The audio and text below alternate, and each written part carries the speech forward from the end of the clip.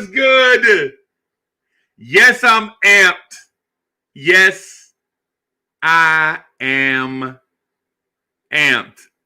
What's good? Yape was good. What's good? Chef NYK is in the building, ladies and gentlemen. What's good? Quiet Money. What's good? Ruggs. What's good? Lily Phillips is in the building. What's good, Lily Phillips? Oh, look who's here. My guy, Stephen Fox is in the building. What's good, Foxy? What's good? And Foxy sent me the birthday cake emoji. Hey, that's dope. That's dope. Appreciate you, brother. Appreciate it. Appreciate it. Appreciate it. Appreciate you. Appreciate you. Appreciate you. What's good? How y'all energy levels this morning? It's Friday. It's the last day. It's the last day of the work week for some of y'all. And I know y'all need something to get y'all to 5 o'clock. Even though I know it's 5 o'clock somewhere. That's a music reference. And for those old heads like me, you know where I'm going. What's good? I appreciate those birthday wishes. I appreciate those born day wishes. What's good? L. Jordan, what's good? I see you. Julian Blum is in the building. Chetnik, what's good? It's your daughter's birthday too? Go Capricorns, it's your birthday. Go Capricorns, it's your birthday. Hey, y'all think I do this? Y'all think I'm like this just because I have a mic right here? Nah, bro. And sisters, nah. Uncle Freezie is like this every day, all day long. All day long. Yo, AK, what's good? AK in the building. AK came on and did his thing. That was dope. That was dope. Hey, AK, tell him how easy it is to get here and mix it up. You know what I'm saying? How much fun you have. Like, it's real interesting. Like when you turn that camera on and that mic on and you start mixing it up, you just start tussling with people in the video chat. It's kind of intimidating at first, but once you get here, once you get comfortable, yo, it's like you've been doing this your whole life. Felipe 210 is in the building. What's good? Saying happy birthday to Uncle Freezie. I appreciate it. Yo, and I'm gonna tell y'all something. Look, I'm gonna show y'all something. This is how goofy I am, right? I'm doing shout outs, but I'm also trying to like unwrap presents and not let y'all see it. But I can't do both. So it's either not do the shout outs and open presents, you know what I'm saying? Or open presents and not do the shout outs. So I'm like, hey, I'm gonna just do both. Whatever. I'm gonna just do because I'm a real person, just like y'all. You know what I'm saying? You know what I mean? I'm a real guy. You know what I'm saying? So, you know, I don't try to fake no jacks. I don't try to fool nobody. I just the main thing is just let y'all know, man, I'm a real person just like y'all. So I'm fumbling through this gift. You ever had, if you're a big guy, the worst thing you can do is have like tightly wrapped gifts. Like, why are you wrapping so tight? Was there something for Fort Knox or something? Or is it something for Fort Knox? This ain't Fort Knox material. It's just a gift. And I think it's Apple AirPods is what this one is from my son, Jonathan. Hey, shout out to Rock, by the way. Hey, Rock, I hope you feel better. I'm going to call you later on. Got a lot of Knicks stuff. Got a lot of Knicks stuff. But you know what though? I could see why the family would want me to rock Knicks stuff. You know what I'm saying? At this point, it's not even swag no more. It's like a uniform. MIG Mix. I don't care how you want me to pronounce that. I'm sorry. When you get a nickname, it's not, you don't give your own self a nickname. The homies give you a nickname. So you just rock with it. You know what I'm saying? Like when Cat started calling me Freezie, I was like, okay, whatever. You know what I'm saying? And then Cat was like, Uncle Freezie. Okay, all right, I got you. You know. So, but yeah, so every time I see MIG, all I think is MIG, MIG! Yo. What's good, everybody? How y'all feeling out there? Y'all all right? Y'all all right?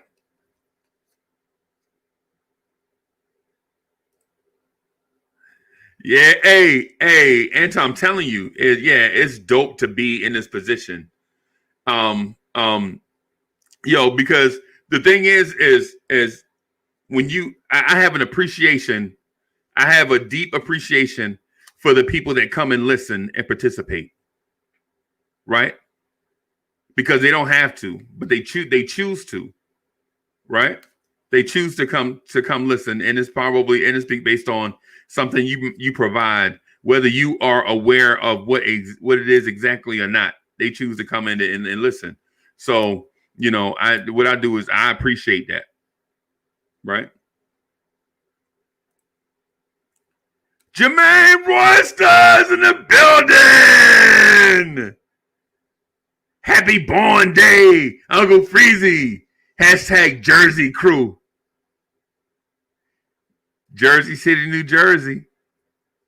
Van Nostrand up on the hill between Ocean and Jackson.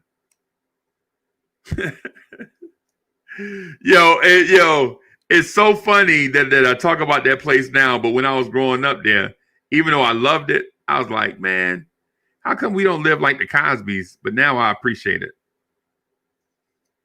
Now I appreciate it. Powell says, and yo, this is funny. This is a previous conversation. People's like, how do you pronounce that? It's Powell, but it's like, hey yo, Powell, or hey yo, Powell. Hey Powell, you did a good job when you came on, man. We miss you, brother. We miss you. Yeah, we miss you, man. Powell, turn your mics back on. Or your mic back on. Come on. L. Jordan said Frank is a 6'4" Lucius Harris. Yo, right now, Uncle Freezie is like a 6'5.5" teddy bear because of all the well wishes that's been coming on and been coming in through telephone calls and text messages, social media, and through here too. You know what I'm saying? Y'all make me feel like I'm an important piece to this place we call Earth. Ember the Great was good. Happy birthday, Freezie is lit, and it's Friday. What's good? What is good? SJ. And yo, I don't know why I want to say SG. I think I heard Ghetto Intellect say it too. It must be I forget the word. I forget what the word that my puppy in the back is going crazy because it's not his birthday. And I call him a puppy, but he's really like 6 years old. So I guess he's not a puppy. I guess he's a old dog.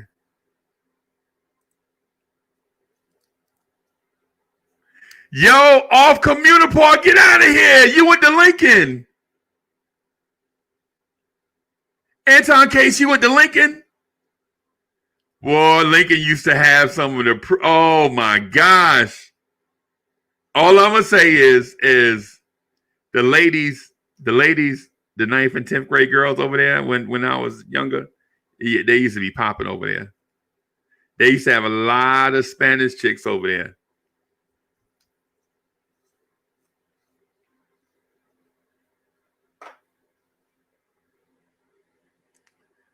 That's my mom calling me, I guess, to wish me happy birthday also. I know what that's about. She probably want us to go somewhere and get some food or something like that.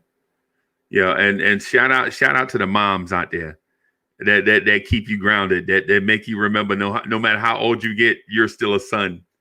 You know what I'm saying? That's important to know. No matter how old you get, even when you get to be, a middle-aged crusty dude like myself, to have a mom around to remind you that you're still somebody's baby, that's important, man. Claremont, but awful.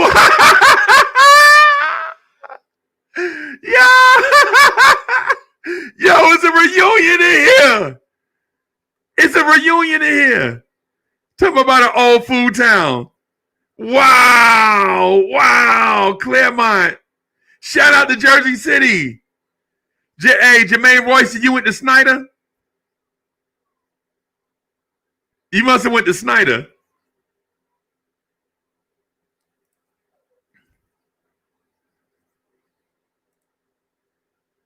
Hey, let me put this thing in here. I keep forgetting about this thing, about the invite. I don't forget about what it is, man. I get on here and I can talk out of that. I can talk, right? Especially so the thing is, in a conversation, I don't just like to talk. Like, I don't just talk straight away. Just like, for instance, I'm not a blabbermouth, right? I don't just talk, but when y'all see me, like when I get stirred up or excited about something, I can speak to that thing. You know what I'm saying? So just coming off with like a whole bunch of stuff, just talking like an old politician or something. I can't do that. That ain't my thing. That ain't my style. I'll put it that way. But when y'all mix up the conversation, I can talk in a lot of different directions. You know what I'm saying?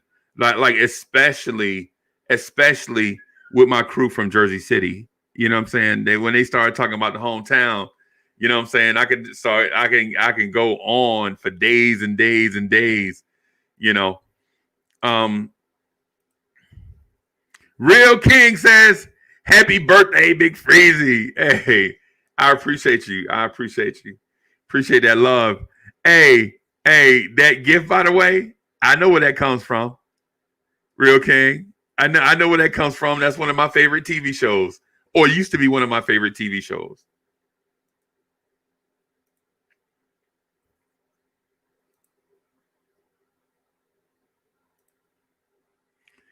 Kaiser Saucy is in the building. The usual suspect. The usual suspect. Kaiser Saucy was good.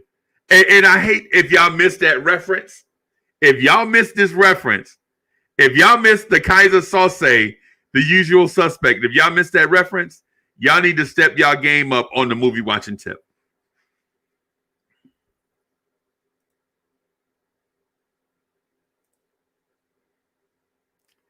Hey, Chef NYK says, shout out to Mom Dukes.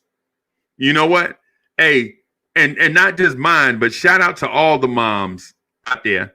The young ones and the old ones. Shout out to all the moms, man. Shout out to, they keep balance in our lives, man, for real. For real. Electric says, yo!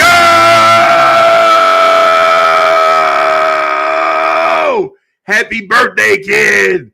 Yes, I appreciate you. Appreciate you. And I know people are like, man, I bought these brand new earpods and Uncle Freezie is yelling in the microphone. He trying to bust my eardrum. Yo, what's good? What's good? What's good? And not that I bought these. These are a gift from my son. What I'm saying is, in my imaginary voice of the listener, I'm saying, this dude keeps yelling in the microphone. What's wrong with him?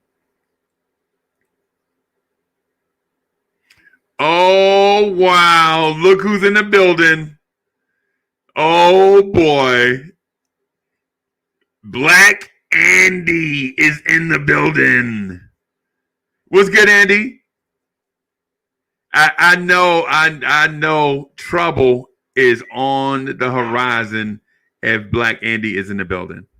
I know trouble is on the horizon, and not bad trouble, but I know if Andy N is somewhere around, the conversation is gonna pivot a few times, especially if we bring up the French guy.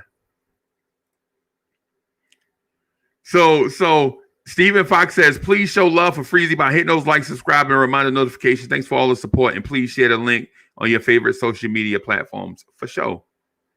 Make sure y'all do that, man. And listen, and if you don't do that, Stephen Fox is gonna come get you.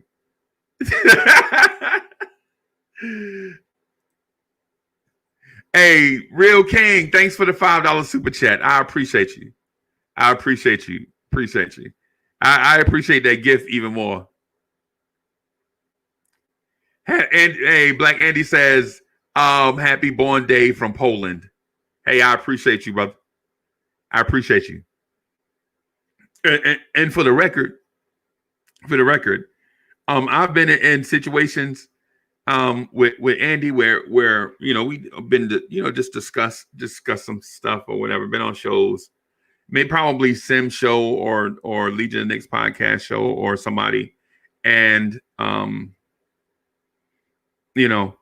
Andy is super sharp with the perspective, right? Like there are some people that are super sharp with focus, right? They can drill down on stuff and bring you right to a point and have you understand where they're coming from, right? They can bring you down. Like if there's a discussion coming, I give you an example. We can be talking about just numbers, and then somebody can jump in and bring you to a point where, say, one number or so encapsulates the whole conversation. So it puts everybody in a certain place, right? And there's nothing wrong with that. We like that because we like to have differences of perspective. You know what I'm saying? To just be laser focused right there on the topic is one thing, and that's cool.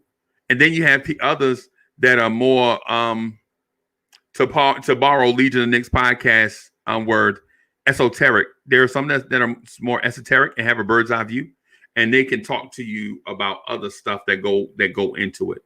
So they bring so yeah, Black Andy is one of the gods of perspective, and I appreciate him for that.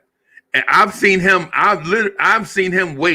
legit wait like 45 minutes to speak on a topic and say, like, and when it's his turn, say like 30 words, and everybody be like, oh yeah. Yeah, so shout out to Black Andy. Yeah, hey, Black Andy, your fantasy basketball team sucks though.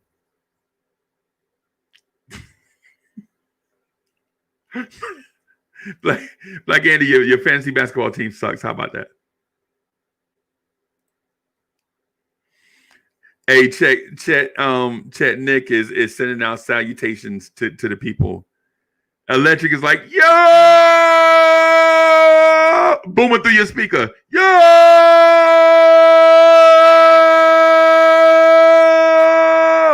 what's good? Yeah. That's what and the thing about energy, man, we want to make sure we keep bringing that energy, man. We want to keep bringing that energy. Keep bringing that energy, man. Chris, what's good? What's good? Appreciate the birthday wishes.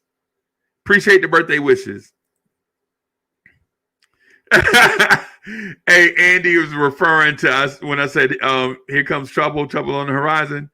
Black Andy is like, Frank Trouble. Yo, that's funny. Yo, so my man Anton says, what's good, chat? Yes, sir. What's good? What's really good? What's really good? Danny is in the building. Danny says, happy born day, big homie, much love, family, 100 for show. For show. What's good, Knicks family? What's good, Knicks family? Hey, any more January birthdays in the building? Any more January birthdays out here? Anybody else got a January birthday? If you got a January birthday, just put a hashtag January birthday and I'll shout you out. You know what I'm saying?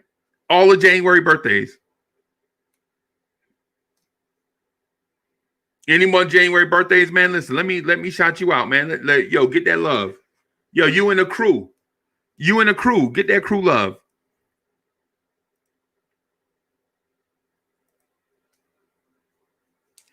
Hey, Stephen Fox says, Freezie shout outs warm the heart. Hey man, we trying, bro. It's a mutual love thing. It's a mutual love thing, man. Andy N says it's enough to be higher in the standards than your squad. Right. I got you. Higher in the standings than your squad. Right. I got you. I got you. I'm not for sure. If I feel like that, I always feel like, you ever seen the Grateful Dead? And listen, okay. So I'll be bringing up obscure groups, and half of y'all don't even know who I'm talking about. But this group called the Grateful Dead, their logo was a bunch of a dancing circle. That's a dancing circle. That's what I feel like this is, even though we have a big ass circle. A nudie 25. Yo, what's good? Freezie. Happy birthday. Yo, I appreciate it. I appreciate it. Hey, Chetnik says Stephen Fox, how do you say she's the most underrated point guard in the business? In the business. Right? The most underrated point guard in the business.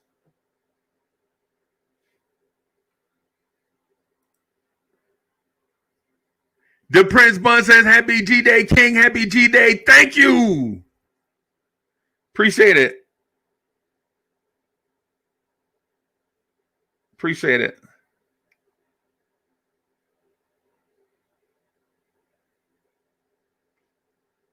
Wow. My daughter, my youngest daughter just sent me money through Cash App. That is totally unexpected. Wow. I don't know. I think that might be the best present that I got. And not because it's money, but because it's from her. Like, yo, it's crazy. That's touching right there. And so the reason why it is because for those of y'all, if y'all have young daughters like in a early to mid 20s, like I do, you know that that sometimes the world, everybody's world revolves around them. If you got a young daughter, sometimes you just have to concede to the fact that everybody's world revolves around that one person.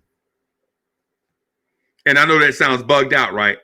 But if you ever been in the moment, you like, what? That's the reason why you made that decision?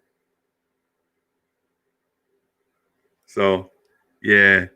Yo, Brian Batista, January 10th. Happy birthday, Big Freezie, and thanks for the positive vibes. Yeah, man.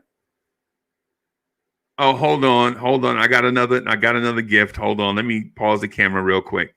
3 seconds.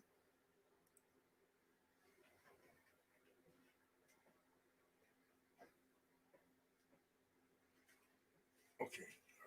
All right.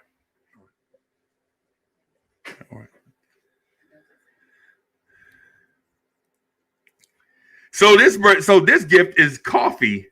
Okay. All right. I feel you. I thought it was in my silliness, I was like, yo, Everybody that has something in their hand must be bringing me gifts. Wrong. Well, I appreciate the coffee though too.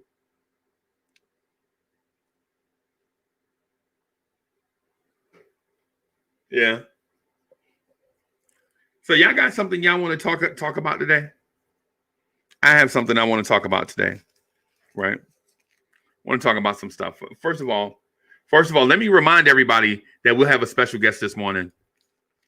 So we'll have two special guests. We'll have the first special guest is former MLB All-Star and Gold Glover Orlando Hudson will join the show at 10 a.m. Right. And so what I'm also going to do is have my main man, my brother from MBK Fam, Legion of the Knicks podcast on. And so we're probably just going to do a short segment with Orlando Hudson together. And the reason being is because I promised Legion of the Knicks podcast way back in was it September, October, something like that. That if I got somebody on, that I'll bring him on, right? And what happened was we got Harry Carson on, and our schedules were mixed up. And so Legion of the Knicks podcast didn't get on for Harry Carson. Y'all know Harry Carson. Any Giants fans in here? Any Giants fans in here? Y'all know who Harry Carson is. Y'all know who he is. The Super Bowl winning, Pro Bowl level, Hall of Famer Harry Carson was on Blowing's Tears with us. Well, not with what he was on with us. It just the video is up now on Blowing's Tears for y'all to go back and watch. I've been told several times that it was a pretty good interview, right? And so we'll have Legion of the Knicks podcast on. We'll have Orlando Hudson on scheduled for 10 a.m. You know what I'm saying? And so we're not going to get too deep. I know Orlando, right? And so we're not going to get too serious with nothing. We're just going to be just like it is when we see each other in the store or something.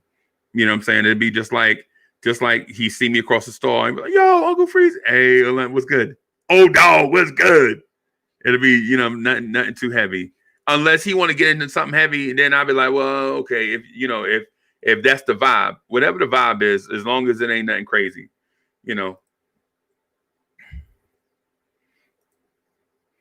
Yeah. So y'all guys, the January birthdays, Brian Batista. I did read this one already. Any more January birthdays? Yo, Freezie a deadhead? Nah, well, I kind of like some of their joints, right? I kind of like some of their joints, but I like a lot of music from that era. A lot of music. I kind of like a lot of music from that era.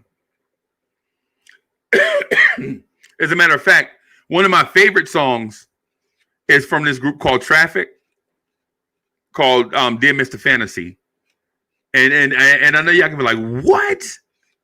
What is Dear Mr. Traffic? Who was that? So they have this guy in the group, Steve Winwood. Y'all may not know who that is.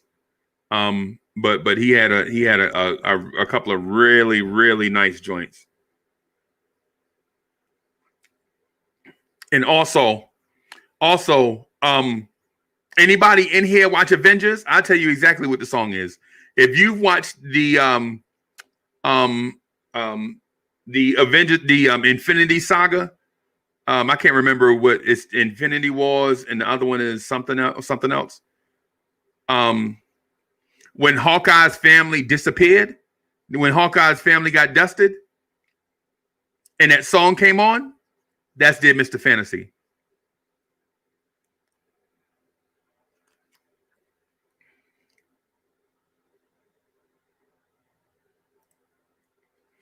.5 says, yo, salute Uncle Freezie, happy birthday. He says, hey, the prince says, top of the morning. Top of the morning.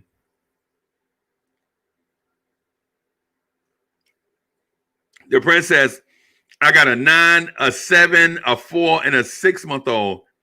Hey, man, congratulations, man, on and much love, man, to the homie growing his family.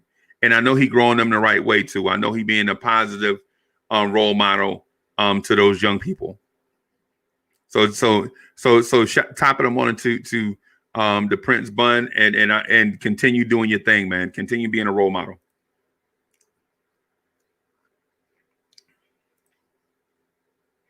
Warren Franklin says, hey, Uncle Freezie, let's get Levine and Chris Dunn. I don't know. I don't know. I don't know. I don't know. I don't know. I don't know, man. So the thing is Brad. So SJ3 says Bradley Beal is on the market. The Knicks don't want Bradley Beal. Don't try to puff me up and say the Knicks want Bradley Beal. I know the Knicks do. The Knicks fans don't want Bradley Beal.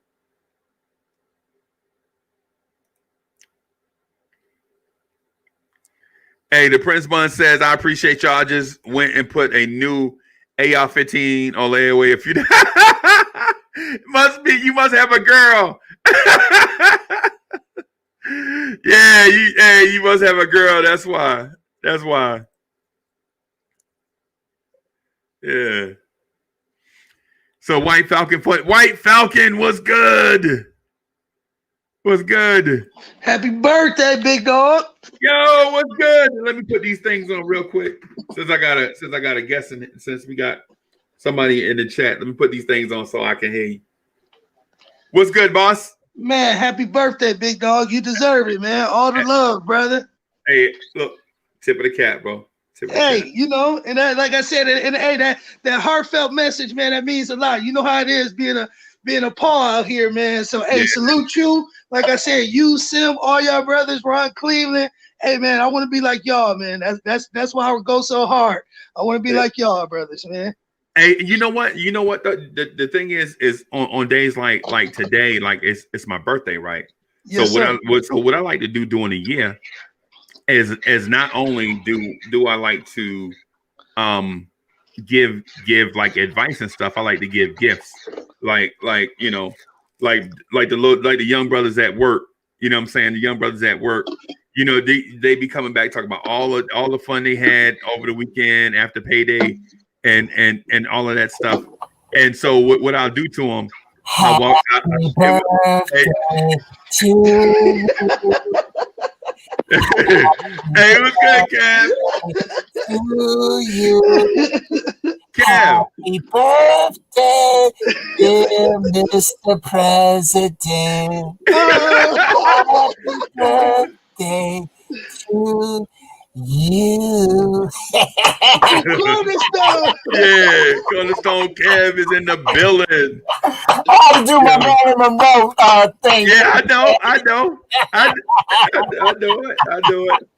know it. What's good, brother? Hey man, everything's good, man. I just had to get on quickly. I got a class coming up and everything, but I had to get on. You know, I couldn't do it through Twitter to wish you a happy birthday, man. You are truly a blessing to all of us, man. And hey, we trying, bro. I'm glad you're in our lives, man, especially mine. So yes, sir. I had to wish you that, man. Hey, man, appreciate you. Hey, I got sad news. I got sad news for you, Kev. What's that? I got bad news. So we lost a member of the family. Oh, right. Yeah, we lost a member of the family. Those glasses that I used to put on for you. they finally succumbed to their injuries. Hey man, that's a good excuse, man. That was nice now. That was nice. So You know that's an 8, man. Not no dog. No, a 5, not a 4. You already know Miss Mocha gonna get you another pair before the end of the day. You already know. Yes, we already had that conversation. Absolutely. You trying to parallel park without your glasses?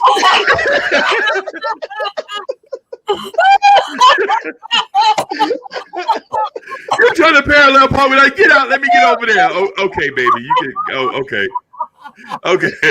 I'll let you have it. People behind us blowing the horn. What y'all doing?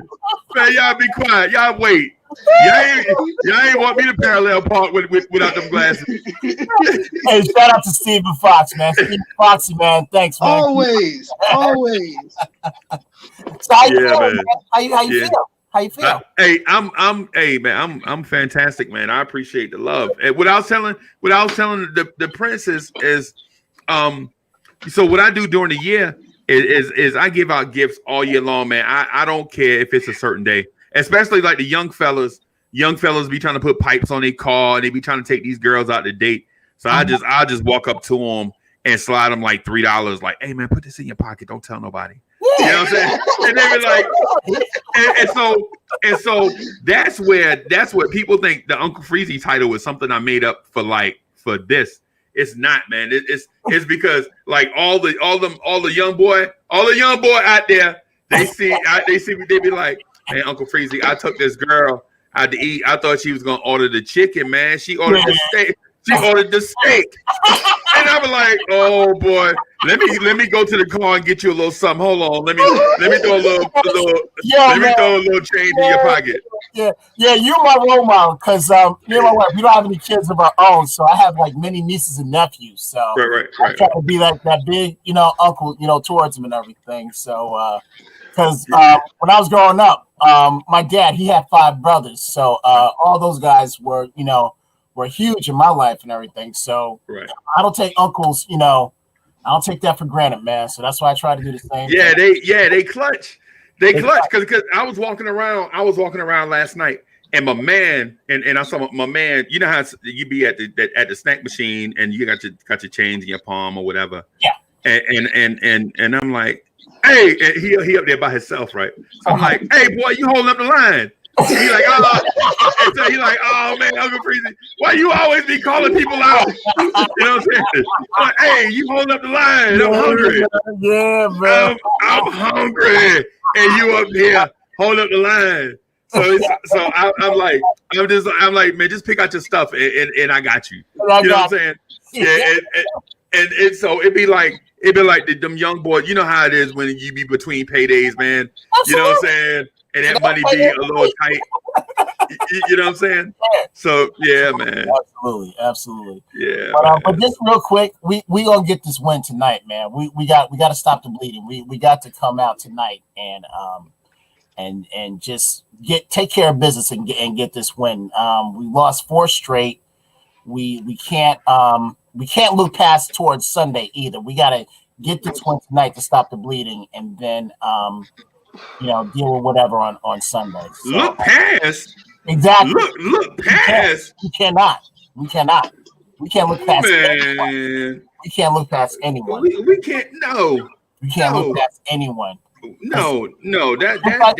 Hey, it's just like football. Any given Sunday, and you saw what happened with my Steelers last Sunday and everything. So we cannot go past anybody. It's amazing because a week ago we were riding high, and it's amazing what a week can do. Because last Friday we were ready to play Oklahoma City, ready to get this win. Right. We lost that. Then Sunday we lose against Denver, and then the next day we lose against Charlotte. And then Wednesday we lose to freaking Brooklyn. So it's it's amazing what a week can do. Right. And so in this up and down wheel of inconsistency with a team that has too many variables, we're gonna have situations like this. Yeah. You know what I mean? Yeah. You know what I mean? So and I think sometimes as Knicks fans, what we do is we confuse um, um, variables with inconsistencies. You know what I'm saying? So with our team, we have weird variables because we don't know. Like depending on the matchup, Kevin Knox can get off or he won't. Right. You know what I'm saying? So if the variable would be if they have good wing defense, you know what I'm saying, average to good wing defense, Kevin Knox may or may not get off. Right. But against poor defense, Kevin Knox is going to get off every time. Yes. Right. Yes. So we want him to bring his game up. You know, bring smooth the rough edges of his game. So even if he plays a good defense, he can still at least play a decent ball game, like be a factor. Right. You know what I'm saying? So exactly. So, hey, right the ship tonight, and then go from there, man. Just go from there and everything. But again, I just wanted to wish you a happy birthday. If my class ends early and everything, I promise I will get back on. You are the man. I love you. You're my brother. You're my uncle. You're my favorite uncle and everything. And have a great day today. All right, man. Yeah, we're gonna do that. We're gonna have fun. Okay. We're gonna have fun today, man. Yep. All right. Love you. Kev, come back. Stop playing. Will, I promise. All right, man. We'll see you in a little bit. Okay, see you in a little bit. All right. Yeah, so we have Orlando Hudson coming in a few minutes. That's gonna be awesome. And just want to talk. I'm gonna tell y'all something, and I'm gonna say this not because say I'm in a jolly mood. I'm just gonna say this because this is where I legit feel this way. I think the Knicks are gonna go on a roll right now. I think the Knicks are on the verge of going on a roll. Black Andy says, Kev make us lose with his predictions. Nah. Drip more. What's good? I see you. Simmer Sang is in the building. Staffordon, what's good? What's good? So okay. Oh, okay. Any more January birthdays? Put your January birthday in the thing. I don't have a Knicks Twitter poll up yet. I didn't know what type of Twitter question to ask. I'll probably put one up in a few minutes. Maybe during the Orlando Hudson interview, I'll throw a Twitter poll up.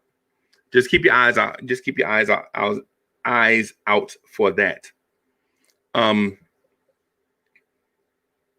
So here is where I might lose some of y'all. I think the Knicks are going to go on a run. You heard me. This is no cap. I don't have to make predictions to get people to be interested. We have enough interesting people, you know what I'm saying, that come on the show to keep people interested. So I don't have to troll or do like throw some stuff out there just to poke at people. I don't do that. Right. But what I will do is this. If something's on my mind, something's on my heart. Chop Low, what's good? Chop Low, what's good? What's good? Let me throw this back out here in the chat too, real quick before I get into my prediction.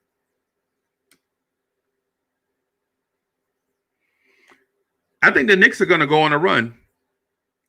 And y'all are like, yo, Uncle Freezie, what you basing that on, man? RJ Barrett can't shoot. Alfred Payton can't shoot. Kevin Knox need to start. I know where y'all going. I know where y'all going with this. I know. I hear it a lot. I hear it ad nauseum. Trust me. I hear it. Nick P says January 29th. Happy birthday, brother. Yo, salute. Yo! Look who it is. What's good, brother? Yo, Big Bird Strong, Uncle Freeze. Hey, appreciate you. I said you busy. You be grinding, bro. You stay moving. What's happening? Salute. You know, this that morning drive. I'm just, coming home from work. I'm on the road. I heard it was your B-Day, so I want to make sure I salute you, man. My brother. And I want to make sure everybody like and subscribe and hit those notifications for the big bumbo clot show. You see me? One wrong with bumbo clot. Yo, I'm gonna be in the background watching. I want to make sure I send you my love, man. Salute and give you a flowers, man. I can't do this joint without you. We like me and you like the Lost Boys together. You know what I'm saying? One dude on the mic and the other one is the hype man. So when you be on the mic, your hype man, your DJ with the sound effects. My man. I'm here though. I'm moving in and out. I'm coming back. I'm gonna be here though. Word. Remember, listen. I know Stephen Fox, when you're not here or you're not on the bridge, he's running the helm. I'm in the engineering room. I gotta make sure make sure. Yeah. Make sure these mics working. I gotta give it on a gut captain. Salute to the chat, man. Make sure y'all like and subscribe, man. Yeah, man. I'm here. I'm gonna just be on the background real quick. I got you. I got you. Drip Moore is in the building. We see you, Drip. We see you. Hey, so I'm gonna get to my prediction, right? Just real quick. So the Knicks the other night shot 48% from the floor against the Brooklyn Nets. And we also shot 37% from three the other night against the Nets. And in that loss, there were some things that kind of made us look bad. So the optics were bad, though the data suggests that we improved. Right? So Nick P says thank you for the birthday wishes. No doubt, Nick P. It's what we do. Hey, Staffordon says thank you, Barnes Tears, for some positivity for the Knicks. For sure. It's what we do. Hey, and you know what? Staffordon? It's not. This is not some generated, inflated, caked up thing. This is real. I want people to know that. The reason, this is real. We get here. We get here to do our joint, and we get it because not only is it fun, but we get to exchange thoughts and ideas, right? And so to me, that's fun too. You know what I'm saying? Like I like to hear y'all thoughts on stuff. So like I don't discriminate when it comes to thoughts. Like if you don't think the same way I'm thinking, I don't shut you down and prevent you from expressing it. I want to hear it. You know what I'm saying? Just because you don't think the same way as I do, you know what I'm saying, doesn't mean that you're wrong. It just means we just don't think the same. And so that's why I always give the open invitation to come here and speak your mind. Right? Come in and speak your mind. Just as long as you're not disrespectful. Don't be coming up here trying to disrespect Foxy, because then I might have to put 5 across your lip. Don't come up here disrespecting Foxy with some stuff, because I have to go Fred G. Sanford and put 5 across your lip. Or don't disrespect the people in the chat, the virtual chat or the video chat. We mean that. We want this to be a safe place. There are other places where you can go and y'all can fight and be disrespectful all you want, but this right here ain't the place. You know what I'm saying? So anyway, getting back to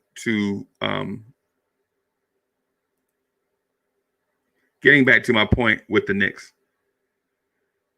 The thing with Brooklyn is real, right? The thing with Brooklyn is real. Not what Brooklyn did. I don't care. I'm not a Brooklyn Nets fan. I grew up in Jersey City, and I'm still not a Nets fan. And like Anton Cates and others, we grew up like 20 minutes away from Midtown Manhattan. So even though there's a border right there, we grew up closer to the Garden than a lot of people that actually grew up in New York. Y'all Bronx people know what I'm talking about. You know what I'm saying? You know, the people from Brooklyn, y'all know what I'm talking about. Y'all coming way from Coney Island to come to the Garden. Y'all know what I'm talking about. You know what I'm saying? You on Staten Island, y'all know what I'm talking about. The people from Jersey City, I could see the Statue of Liberty from my house every day. You know what I'm saying? That's how close I am to you know, not to just Statue of Liberty, but for those that don't know, for those that are not from the tri-state area, and you hear people say New Jersey, and you think New Jersey is some far off place, but we were like right in the vicinity. The only thing that's make us different is a state border. You know what I mean? So my prediction is that the Knicks are gonna get hot and maybe make another run, maybe win like 10 out of 15 or 13 out of 20, something like that, to become and remain respectable. Right. And so while that sounds like cap, it's not. It's not. And here are the two factors that I attribute, that I will attribute to contribute to the conversation of us getting back to respectability. Our schedule is going to get softer. Our roster is going to get healthier. That's two. Our rookies are going to learn where the bathrooms are. And I know you like, what? Nah. Think about this. Think about this. When you're a rookie, you have so many things going on in your head. Like you just become a professional. You just moved to a new city. You have to learn a whole bunch of new people. At some point, all of that stuff slows down and corrects itself. Like those guys that you met for the first time are all of a sudden not new people anymore, but people that you know. And I'm saying this to Quickly and Obi Toppin. For the vets that are injured, at some point those nagging injuries will subside just enough for you to contribute. Because vets are always going to have injuries because they have miles and miles and miles on their legs. So they're always going to have injuries. So don't expect Nerlens Noel to be 100%. That's not going to happen. Just expect him to get to 80%. You know what I'm saying? Just expect Alec Burks to go from 40% to 80%. Right? He won't be 100% this year. He's a veteran. He's got too many miles on his legs. But Alec Burks at 100%, you saw what he could do. Right? So Alec Burks at 80% is a fine player. And honestly, I wouldn't mind bringing him back. I wouldn't mind extending them. And let's not get all crazy. Don't go all crazy. Like Uncle Freezie said, give him a max extension. No, that's not what I said. You know what I'm saying? I'm saying, let that man have a home. Instead of signing 1-year deals every year, 1-year deals every year, instead of signing a 1-year deal every year, you never know where you're going to be at. I mean, my man, think about this. My man played last year. He played in Philadelphia, Pennsylvania, and Oakland, California in 1 year. Think about what that does to a body, right? Danny Landis is in the building. I see you, Danny Landis. I see you. So what I'm saying is this, and I know this might sound like, you know, I'm getting too deep into something, blah, blah, blah, whatever. What I'm saying is at some point, the market will correct itself, is what I'm getting at. The market will correct itself. All the vets with all the nagging injuries, all the rookies going to the wrong locker, learning new things. All the coaching staff trying to throw in these perspectives that they had from years going by, trying to apply it to a new team. All this thing with this schedule where things are out of sorts because of you know what's going on with the world. James Jen was good. James Jen, you from Jersey City?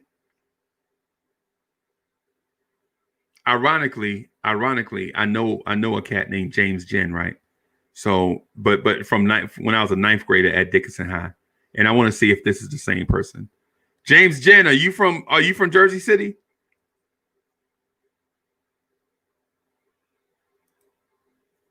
James Jen is probably like, nah, man, who you talking about? That's like when you throw a name out there, like, yeah, I know a Robert Thomas. You know what I'm saying? But I think everybody and their mama know a Robert Thomas. You know what I'm saying? Like, yeah, I know Robert Thomas. Which Robert Thomas? Uptown Bobby, or Downtown Bobby? Yeah.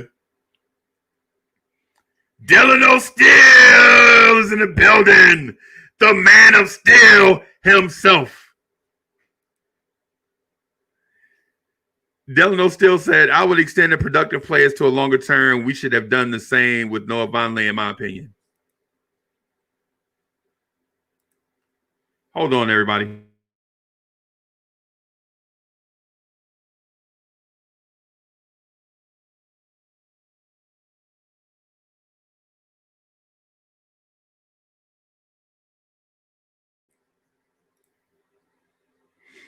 Yo, so we got a visitor coming in. Legion of Knicks podcast, where you at?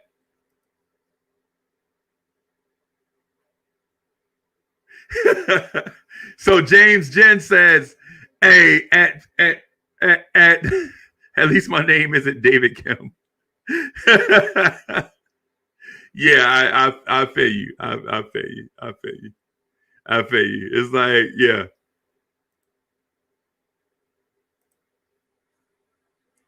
So someone saying is shouting out people in the chat, and I appreciate that. What's a hot take? Or what are you saying is a hot take? Are you saying that the Knicks going 10 out of 15 is a hot take? I don't know. I don't want it to be. I just want it to be a thought. I just want to share my thought with everybody and see what y'all think about it. Just want to see what y'all thing is and see what y'all thoughts are on what I'm thinking. Hey, so I'm gonna close the door off real quick to get us some privacy. Hold on.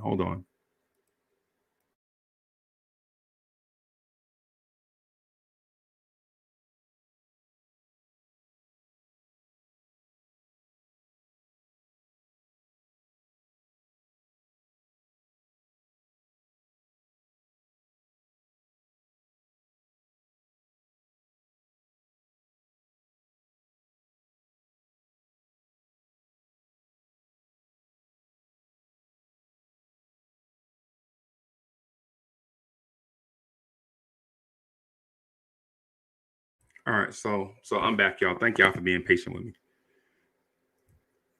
So Steven Fox says, Simba Singh, I agree. Would you think his dad would have worked with him? Paul Pierce wasn't athletic, but he was a 3-level scorer. Yeah. James, you funny. Hey, you funny. The Noah Vonleh sign. Oh, okay. All right. So I'm waiting on Legion of Knicks podcast. I think he'll be here. He'll be here soon. So Simon Singh says, Stephen Fox, how are you? And the dreams are going about but you can't shoot a dribble. It makes no sense. Those are basic basketball. Yeah. I could see that. I could see that. But to the point I was making with the Knicks getting hot, right? Or not hot, but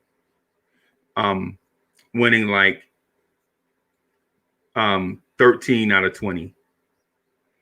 Right. The Knicks win. I think that's feasible because of a few things. You know, like I mentioned, the schedule will get easier. But we can't take advantage of the schedule. Like we can't lay down. We can't throw our jersey out on the floor and expect to get a W like we did against Oklahoma City. That Oklahoma City Thunder loss is one we're going to remember for years because a dude named Hamidou Diallo killed us. Think about what I'm saying. A dude named Hamidou Diallo killed us. You know what I'm saying?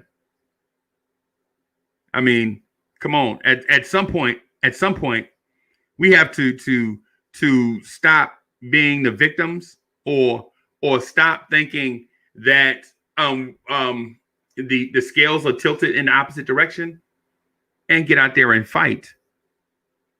You know what I mean? Like any of y'all had one of y'all kids get bullied at school? And I don't mean that bullying nowadays. The bullying nowadays is ridiculous. But what I'm talking about is somebody at school doesn't like one of your kids. And then at some point you look at your kid like, hey, you got to do something. You're gonna have to handle it. I mean, I can't keep coming up to the school. You know what I'm saying? I keep having this talk. At some point, you are gonna have to. This is Legion of Knicks podcast. Hit me up. Let me. Not sure.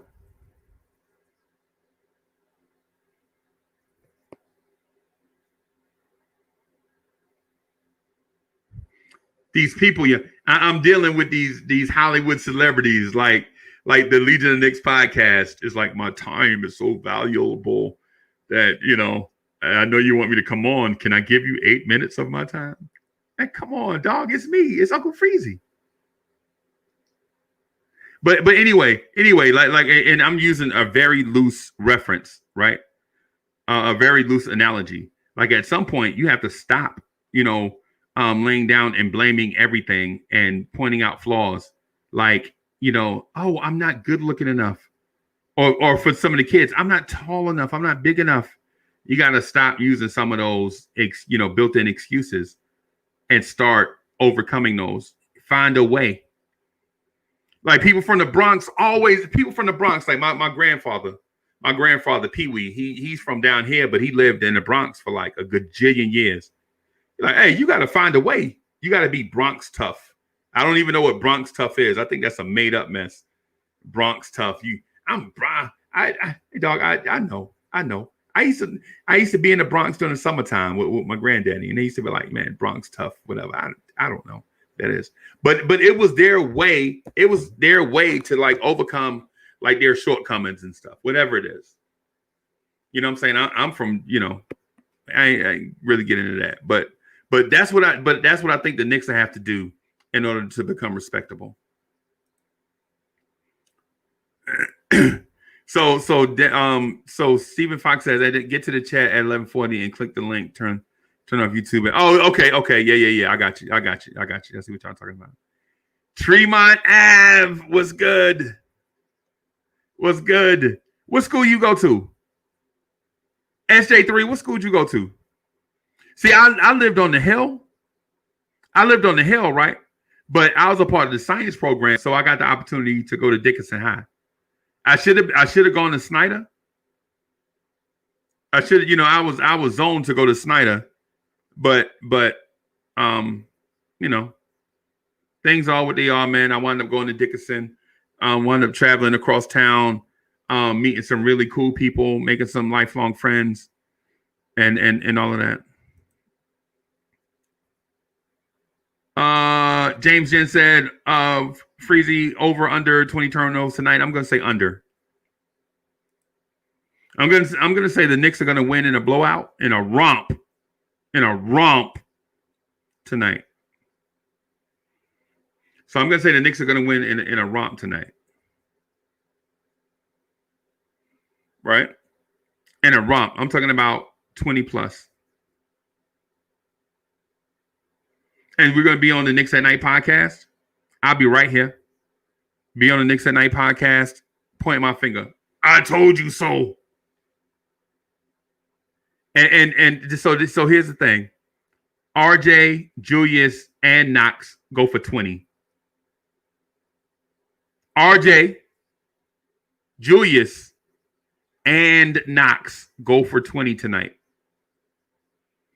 And I think you may also see the seeding of the point in seeding, not SEE, but CEDE or CEDING of the point guard minutes going from a veteran to a rookie. I think you'll see that tonight. I think y'all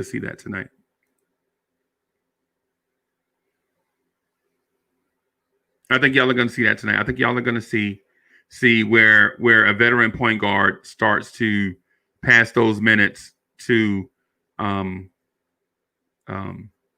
rookie, and maybe at multiple positions.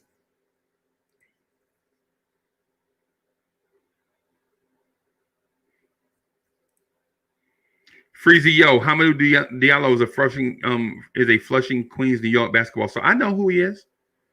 I know who he is as a high schooler, but I also know who he is as a collegian, and he's not that guy. And I also know who he is as an NBA player, and thus far he hadn't been that guy. What I'm saying is, my point was, how do we allow him to show up against us? That was my point.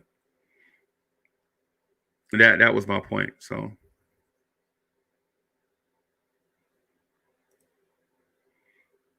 oh my goodness, these notifications are killing me. So let me ask y'all this. So I was editing a video yesterday. I was editing Knicks versus, because I wanted to put it out yesterday. And so I have a PC, right? I have a PC, and it's frustrating me.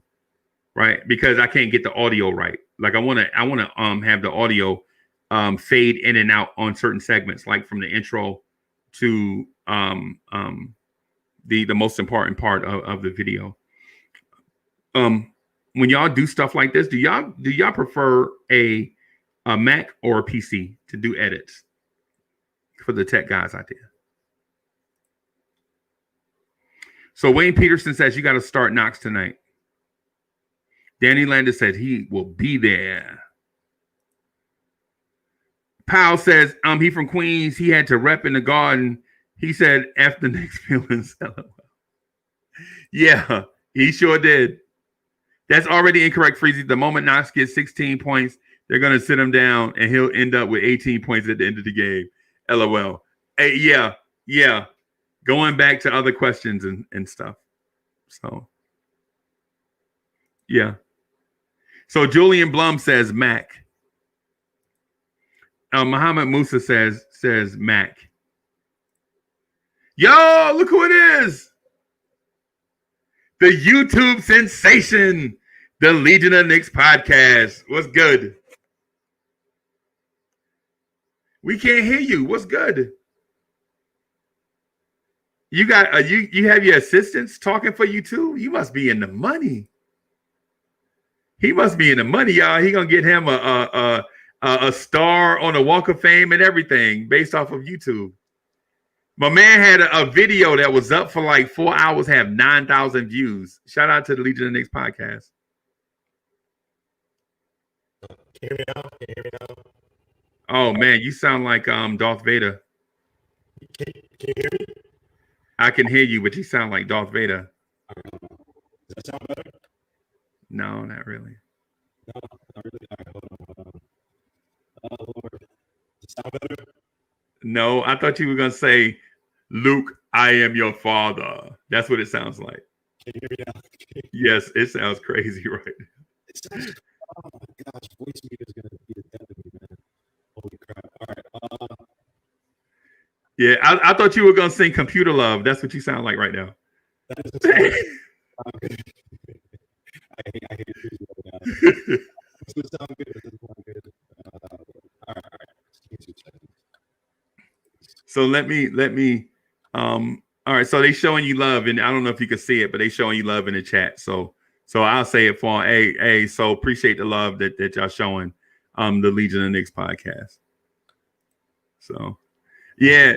So what I was saying, so we got Orlando Hudson should be here in a few moments. So he's on, but he's not connected. So I expect him to show up backstage in a few moments. But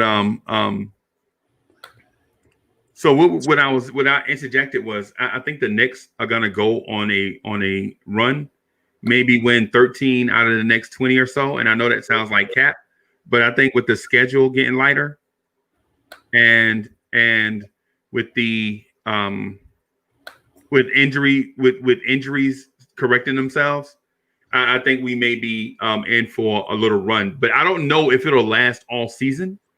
But I have a feeling that it's gonna at least. Yeah, I can hear you now. Good. All right. Sorry. Yeah, man. Yeah, man.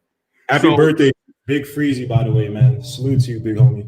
Appreciate it, man. I've been getting gifts like all day. Like it started last night, and and Miss Mocha has just been walking in and handing me presents.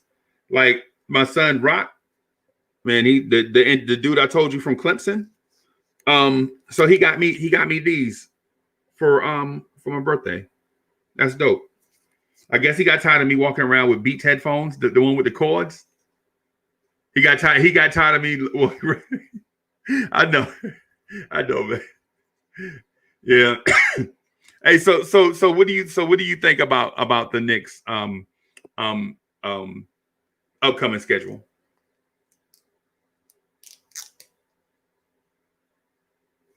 We can't hear you. After we face the Wars a little bit, maybe a game or so after that.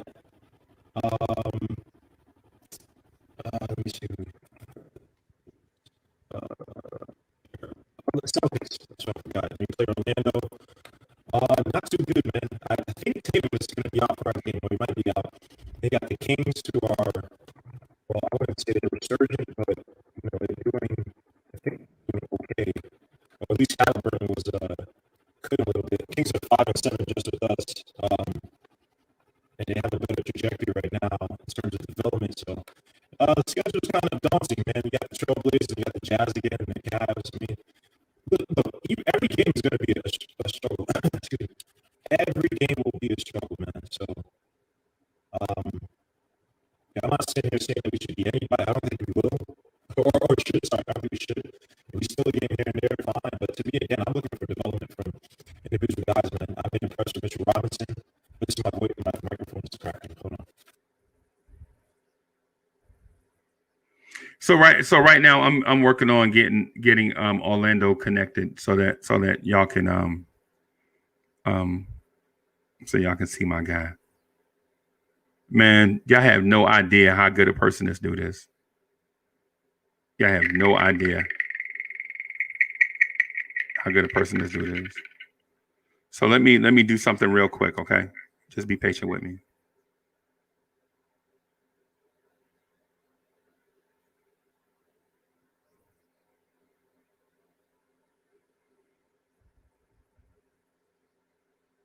Hey, so sorry about that silence right there. Hold on. Be patient with me.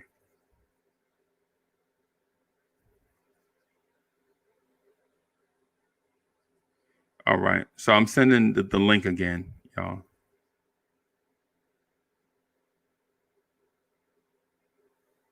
All right. So I just sent the link again, just so that everybody can get on.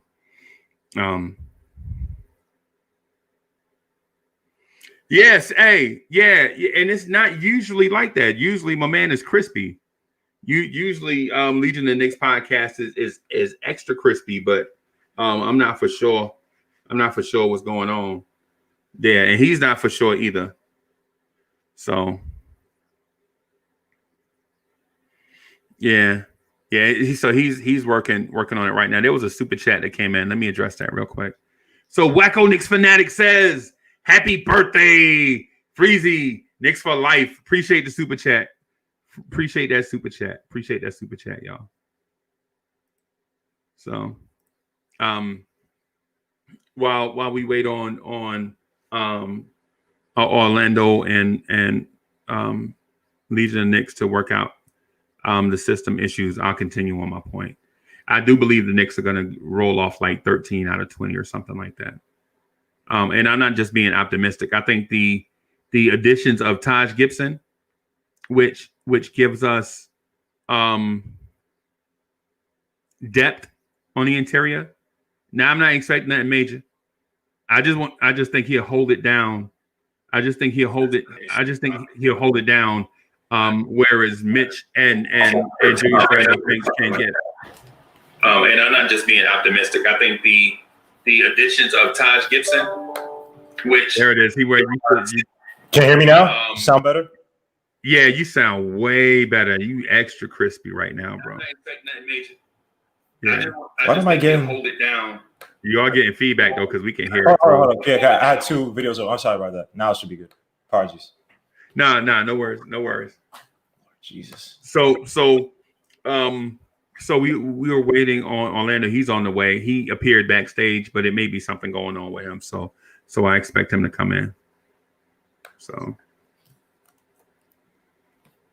he's backstage now, but I'm not for sure what's happening. But did you hear about our Mets allegedly get close to getting Brad Hand? Yeah, I saw that. Oh Lord, I saw that. Hey, so let me get you super greasy real quick. So back in the day, we used to have this conversation. We used to have this argument: who had the softest hands? Who was the best defender at second base? Roberto Alomar or Orlando Hudson? Come on! Don't do that. I'm telling you, dog. Stop. I'm telling you. Hey, stop. Hey. The trophy case does not lie. The trophy case doesn't lie. Stop. Okay. Come on. When they were in the same league, guess who was winning Gold Gloves at second base?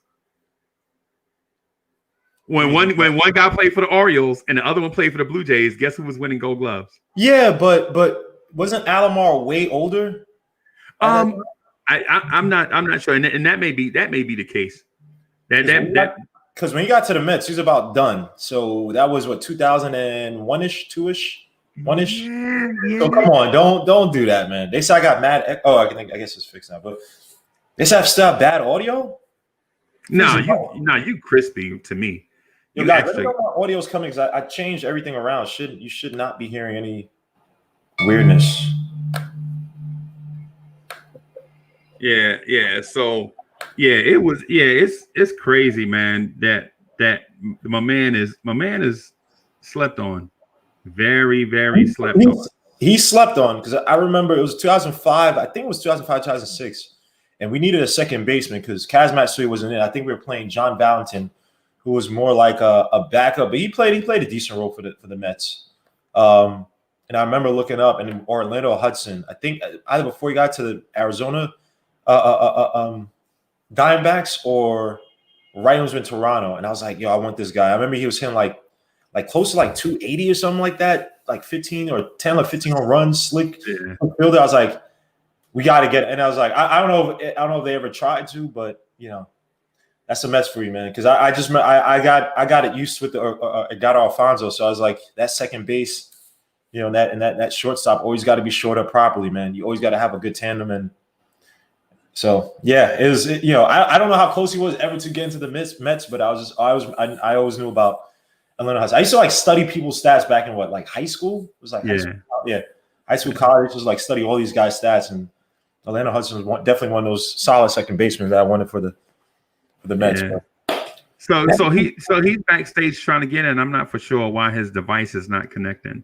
So he's got an issue because he popped in like 4 or 5 times and it's not. The device is not connected. Yeah. Let me try and think. What could be the issue? I'll show it to you. He's trying to connect with a laptop, right? Because the phones on StreamYards is whack. Is terrible. StreamYard has to. It's terrible, man.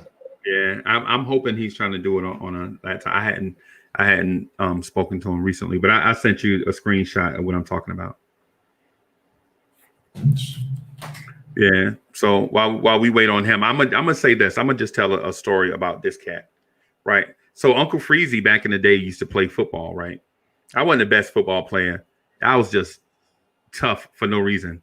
You know, I like the dude would be like, yo, he's undersized, but put him at tight end. So I was like, I think I told a story before where at the doctor, I was like 6'3.5" or 6'3" and about 148, and the doctor wrote 165 on the physical because I begged him. Like, I was like, doc, if you don't put 165, they ain't gonna let me play. And so he wrote 165 on there, right? So let me.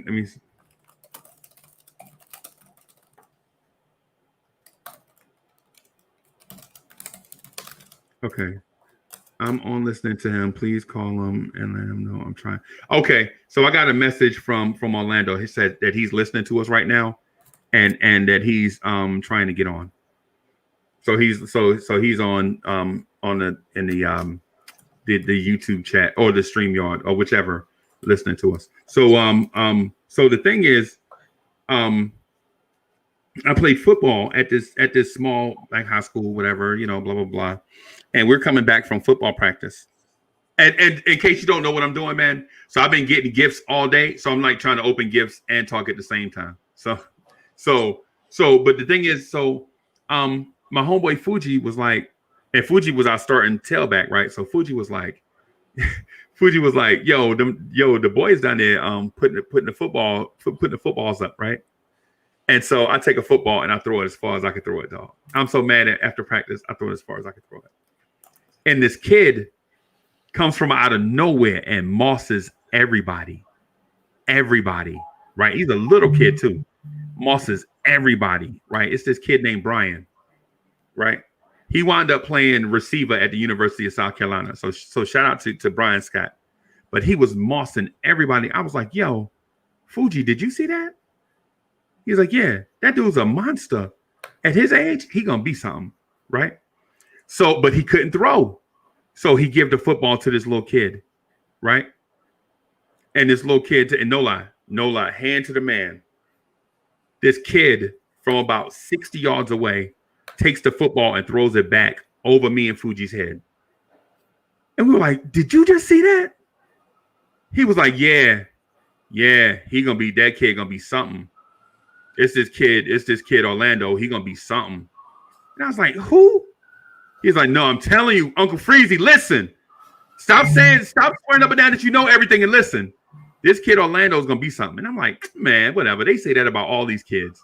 All these kids around B.A. Gary, everybody around B.A. Gary is gonna be something. Right. And so I take the football back, I throw it as far as I can throw it. Right. I try to throw it over their head. But this kid, Brian, is like catching all this stuff. And I'm like, yo, what in the world? And Fuji look at me, he like, yo, I'm telling you, by the time they get to high school, this high school is gonna win like 3 state championships. They that good. And I'm like, man, get out of here, Fuji. You crazy. So I leave Darlington, man, go live my life, go join the military, go serve for 1,000 years, and then come back. And they like, yo, and my cousin TK, who lives in another city, is like, yo, did you see the Shrine Bowl poster? The Shrine Bowl poster is dope. I heard the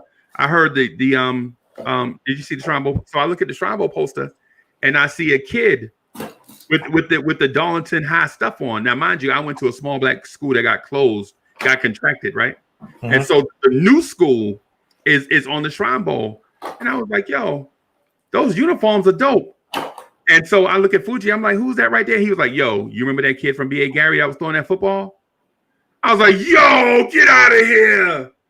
Are you serious? And he like, yeah. And so I'm like, yo, so Darlington's gonna do something. He like, nah, not only is Darlington gonna do something, these kids that you were talking that we saw before, they're gonna do something, boss. They're gonna be somebody. And so a few more years go by, and the Yankees have a situation at second base. They have a dude in AA named Robinson Cano, right? They have a dude that's starting at second base named Homer Bush. And then they have another dude they signed on an international contract named Alfonso Soriano, right? All looking to get minutes at second base, right? So the Yankees do this trade. Oh man! Oh, so Lynn's trying to get in. He can't get in for some reason. Hey, Orlando, if you listening, are you doing it from a laptop or a cell phone? Yeah, he has to do it from a laptop. Cell phone. Yeah, I would do it from a laptop, man, if you can, because he keeps showing up backstage, but his device is not connecting. Thank you, StreamYard. I appreciate this. So anyway, the Toronto Blue Jays trade for the dude Homer Bush, which is the offensive guy. Oh, I think he was the offensive guy that had a little bit of defense. Yeah, wasn't he at third base, Homer Bush? Or did they move him to third base? No, all these guys were second basemen coming up. Alfonso Soriano, Homer Bush, and who's the other guy said? Alfonso Soriano, Homer Bush, and Robinson Cano is in the minors looking to come up. And so they trade Homer Bush to the Toronto Blue Jays. Yep. But guess what? The Toronto Blue Jays have a young second baseman coming up through the ranks too, right? Some dude, some old country boy, you know what I'm saying, from a little small town in South Carolina, some old country boy, you know what I'm saying? They like, if this dude ever get on the field, but he the prototype. This kid Orlando, I called him small back then, but he's not small. He's a big dude. He's like a 6 foot tall second baseman. So that's kind of big for a guy at second base. You know what I'm saying? That can switch hit for average and gold glove caliber at second. And so Orlando, I don't know how it works out. I don't know how this thing works out, but Orlando winds up beating this kid out. And this is the story as I know it. I'm sure Orlando can tell it differently, but he winds up beating this guy out and eventually becomes a gold glove caliber dude at second base. And he's the dude that me and a bunch of us know from B.A. Gary. You know what I'm saying? Like from being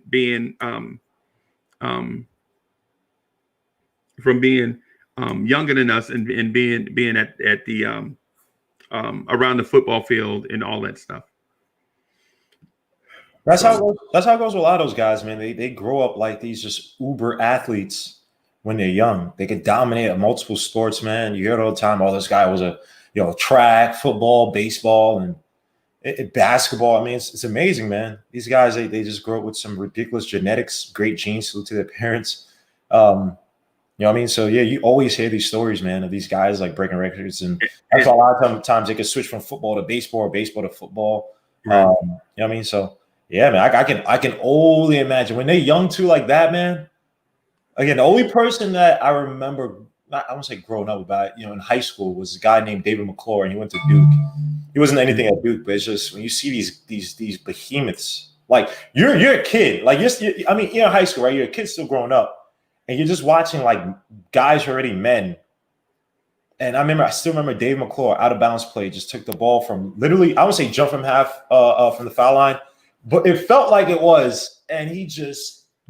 Yeah. Oh my gosh. I remember. I was like, all right. Wow. Yeah. So we're going to lose this game. I mean, I think we lost that game by like 40 something. I was like, yeah, that's just not natural. And to come to find out, he didn't even amount to much, no disrespect. He probably admitted too. He wasn't anything on Duke. So you imagine these guys who actually make it to the league. First of all, imagine the guys who are good in college. And then imagine the guys who make it to the league.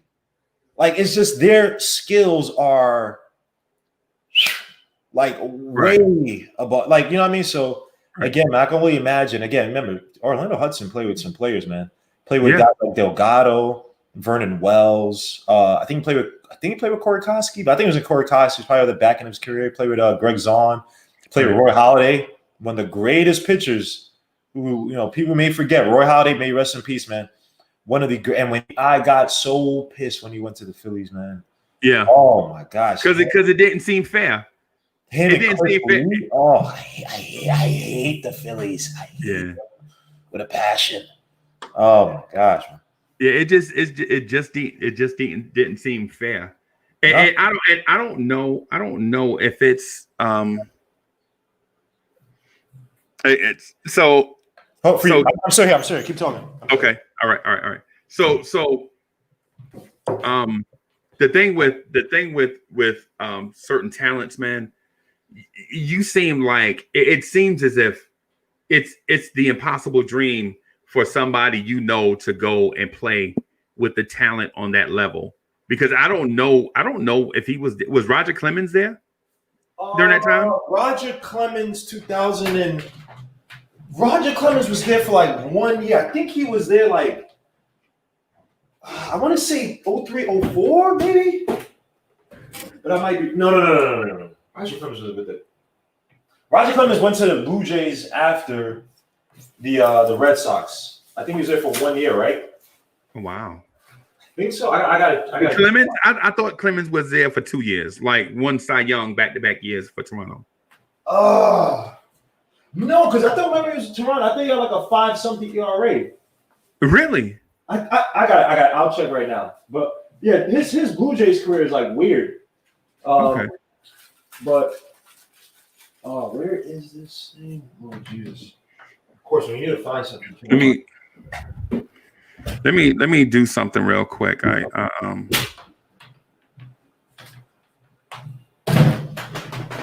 me do this right quick. Sorry about the pause in audio, y'all. I'm just gonna work on seeing if I can get my man to come in another way.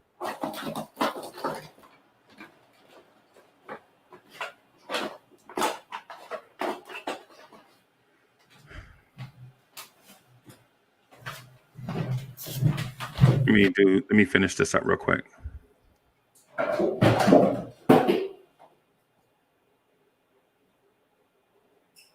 Just make sure I just want to try something else to see if I can get my man on. So yeah, I'm not for sure if I thought he won the Cy Young 2 times back to back for Toronto. I may be wrong. I'll check right now. I'll check. Yeah. So Paris Duggar, thank you for the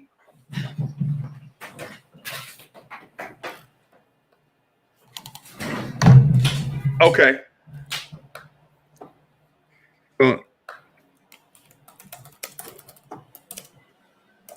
That's him messaging me. So let me do this real quick. So Roger Clemens. Damn, he played for. Whew. Holy crap.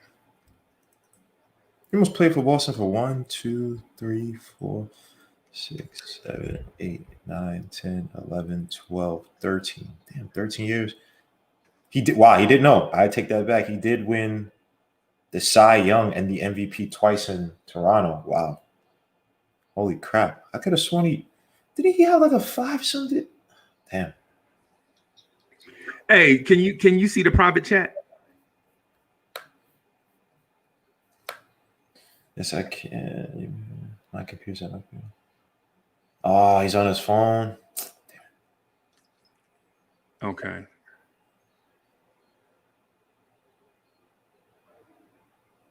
Oh man. Okay. So how do you think we can how do you think we can fix this? Is there a fix for it? Is he near Wi-Fi? Is he on Wi-Fi right now? Because that could be it. He might need a stable connection versus using his plan. Because phones are annoying, man. Are you on Wi-Fi? All right. Let me see.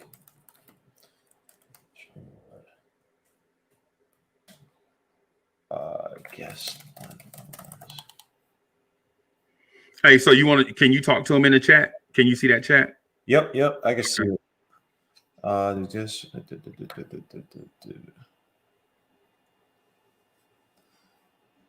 Yeah, I know you live. And what type of phone is he using? That's bad funny that he said that. What type of phone is he using? Because he said A71 Galaxy. A71. If you read, just answer him. You can't answer him. Oh, I'm sorry, my bad. I apologize. Why are you asking me? I'm looking up the StreamYard things to see like what you can do. I apologize for that.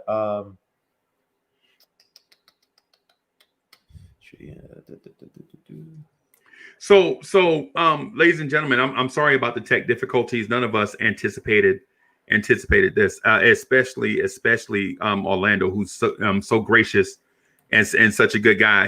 I'm sure he didn't anticipate something like this happening, and so we apologize for not for the technologies not lining up for us in order for us to get him on live. I want to do it, man, because I appreciate my man time.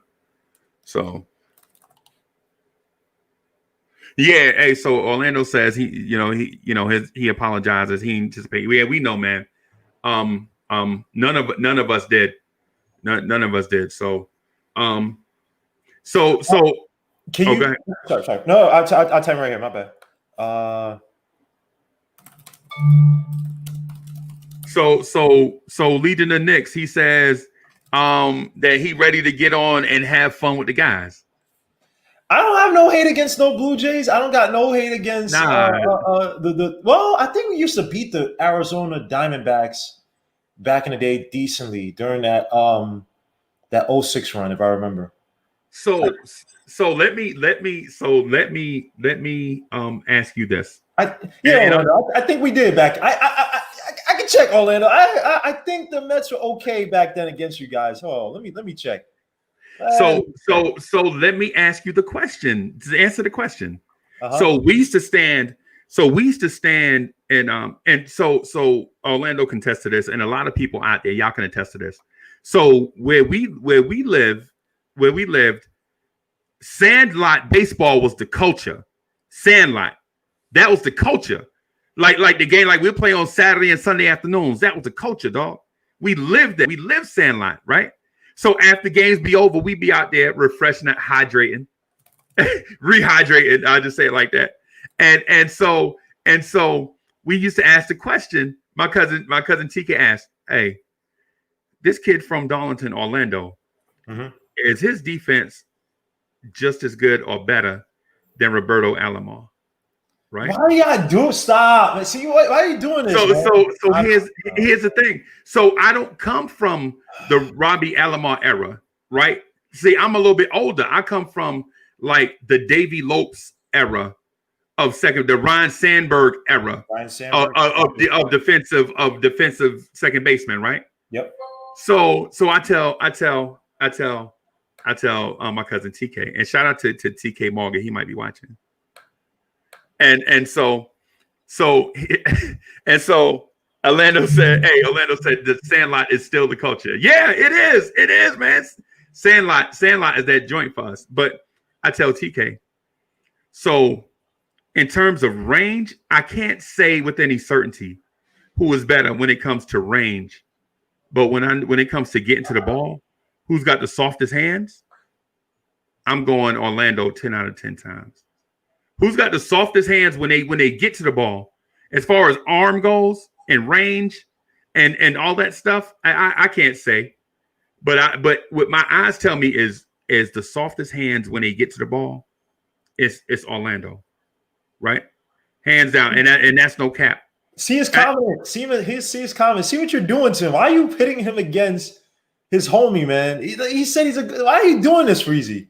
You see how you get in trouble, Freezie? You see So tell everybody what he said. So just tell everybody what he said. He said Robbie is a beast. Damn, I want this guy to come on, man. Damn. Trying to think of any way. I'm gonna look up a YouTube video to try to see how we get you on with the phone. Robbie is a beast. He's a GOAT. Much respect for number 12. That's my guy. We good friends. You see what you're doing, Freezie? I don't have what you're doing. But what I'm saying is I don't have anything against Robbie. He actually played for our team. We know, but you don't put So Robbie may be one of the greatest defensive second basemen to ever play the game, right? But what I'm saying is when you have a multiple-time Gold Glover at the same position, you can't eliminate him from the conversation. That's what I'm saying. What I'm saying is when it comes to, say, footwork around the bag, you know what I'm saying? When you talk about range going left or right, front, forward or backwards, you can't quantify that because all of that is there are too many variables. You just know that both are good at it. But I feel like when it comes to hands, Orlando has just about everybody beat. I'm not gonna say he had the best hands ever. That's not what I'm saying. But what I'm saying is, if you're comparing all the GOATs at the position, you have to put Orlando in that conversation. Period. You have to put him in that conversation. Is what I'm saying. And Orlando, in his graciousness, may disagree with me, but he was actually doing it. But I was actually watching him perform. You know what I'm saying? I was watching the guy. You know what I'm saying? So name me who would you have liked to have seen at shortstop play with Orlando Hudson? Dog, if I could have had a Ray Ordonez playing with Orlando. Go ahead. Go. If I could have had a Ray Ordonez playing with Orlando and a single ball pitcher, in a single ball pitcher, like kind of like what we have right now, I'm telling you. Well, Orlando played one of the best single ball pitchers during his time, Brandon Webb. Yeah. You remember Brandon Webb got injured, but I remember every time we used to play Brandon Webb, it was annoying because he probably had like maybe 6 or 7 strikeouts, but literally you get one guy on base. It's like, all right. Yeah, double play, right. Like, all right. You got a guy on second and third, one out. All right, let's get it. Right. Especially Barry Larkin. Barry Larkin was up Cincinnati Reds, man. Yeah. Cincinnati Reds, man. Dude, Barry Larkin. I just remember that when the Mets beat Barry Larkin and the Reds in that one game playoff, I believe it was 98 or 99. Because I remember watching on this is on Channel 9, UPN. And it was a one game playoff. And I was man, I don't think we're gonna beat Barry Larkin. I think Argado had like a big day that day too. Right. I remember. So he said Barry Larkin, man. Salute. Barry Larkin does not get enough praise, man. Right. That's an underrated, forgotten player, man. He was good, man. Barry Larkin was really good, man. Holy crap. Hey, I'm trying to, because it looked like Orlando Hudson talks trash, man. I like this guy, but I'm trying. Hey, but that's terrible at technical stuff for StreamYard. StreamYard is, I like it, but it is god awful, man. It can offer some challenges, definitely. Oh my gosh, man. Yeah, and so the trash talk thing, the trash talk thing is part of our Sandlot culture. Like the Sandlot, like Sandlot. I'm telling you, I seen an old man talk so much trash to me one time. I wanted to fight him. An old man, because he kept calling me pretty. He like, what y'all got that pretty boy out there? You know what I'm saying? Like he look at his hands. His hands look soft. He never worked a hard day in his life. And I'm out there cooking in the sun at first base and playing with these college kids. And my man's like, that first baseman looks soft. You know what I'm saying? I love Sandlot, man. Sandlot is that joint. Sandlot is that joint. Hey, so Legion, let me ask you this. Yes, sir. Let me ask you this. Would it be too ghetto or too hood to try to have Orlando call me and then put it on speaker? Would that you can, but give it 2 seconds. He said he's gonna download the Chrome browser for the Android, because they said that's the best browser to use. So if he probably wasn't using it before, so let's see if he could get the Chrome. Well, he's doing it right now. So if he gets the Chrome, let's see if he could join us. Okay. The Chrome browser. Okay. But man, baseball. I love baseball. Dog, and I know this is I know this is a Knicks and Mets channel, right? But at the same time, what we want to do is just not be the same old ordinary queue up the live stream and have a bunch of people. We want to present something. We want to give something back to the people, basically, right? We want to give something back to the crowd. So, and put this all. This is all on Freezie, man. Freezie asked me to join him and do this, man. I'm more than honored, man. This is all Freezie, and this is on his birthday, by the way. So my birthday, go Shorty. So Freezie, man, guys, please at the very least hit the likes. Subscribe. Don't throw something in the bucket for him if you want to, man, or if you can, man. Support the channel, man. So he's this guy. He's been investing his stuff into technology. Got the headphones now. You know what I'm saying? Got the stand. You know what I'm saying? Boom mic. Yeah, build it out. And this is a guy who, he doesn't sleep. He devotes his life to the show. So please support the channel, man. Man. Let's get it, man. And so this is a Knicks and Mets channel. I just hadn't had the opportunity to show any love to the Mets. You know what I'm saying? So that's one of the reasons why it's called Lawrence Tears and not Knicks something. You know what I'm saying? And Stephen Fox, I'm scared about Trevor Bauer, man. I like Trevor Bauer, but he scares me, man. Career 4 ERA, man. And then the allegations of him using stuff allegedly, not steroids or anything, but help Him and they've been talking about him, Garrett Cole. But then he said they said that he was hinting at doing it purposely to prove that other pitchers in the league were doing it. But Trevor Bauer, I don't know. I like the guy's personality. I'm scared about him, man. The edges. The edges is what scare us. Not the main stuff. It's the peripheral stuff. It's like if he gets caught with that stuff, because they said that his last year with the Cincinnati Reds, his spin rate was stupid. Like it shot up, and obviously the more the ball spins, the more movement you get on it, breaking you get on it. And I think that was the only year last year I want to say that he experienced that spin rate. And it's like he's the type of dude that he would troll MLB by doing something like that. So you never know like what his true talent is. That's the thing I'm scared about Trevor Bauer. But Yankee fans are screwed. Who you got? Severino? And then hey, so Orlando, I see you backstage, but it's saying the devices are not connected for some reason. It's giving me that same error. Oh. Also, hold up. Did you I don't know how it works for the phone, but did you make sure that did you make sure that Chrome has all the permissions on your phone? Because I know when you use an iPhone, you gotta give your phone, like you have to give an app if you're using and it's using the camera, you gotta allow that app to use the camera. So please go to I don't know how it is for Android, unfortunately. If you go to your permissions to make sure that you can use your phone's mic and camera. Let me see. I'm not sure how it goes for Androids. Permission to Chrome to use mic and camera. Let me see. And so Orlando trolled us with this thing saying he wanted to sign with the Mets and play with Jose Reyes and David Wright. Hey, man, can you imagine? Hey, Orlando, don't do that, Orlando. Yeah, don't do that, Orlando. Yeah, man. I like I said, 2005, 2006. I think it was 2005, maybe 2005 when we had Jose Valentin. No, maybe 2006 where Cavs was kind of gone and we had Jose Valentin. I wanted you to come. You're one of the players I wanted to. So don't tease me like that. Just make up another team that you think about going to. Don't do that to me because you and Reyes. Dog, I'm telling you.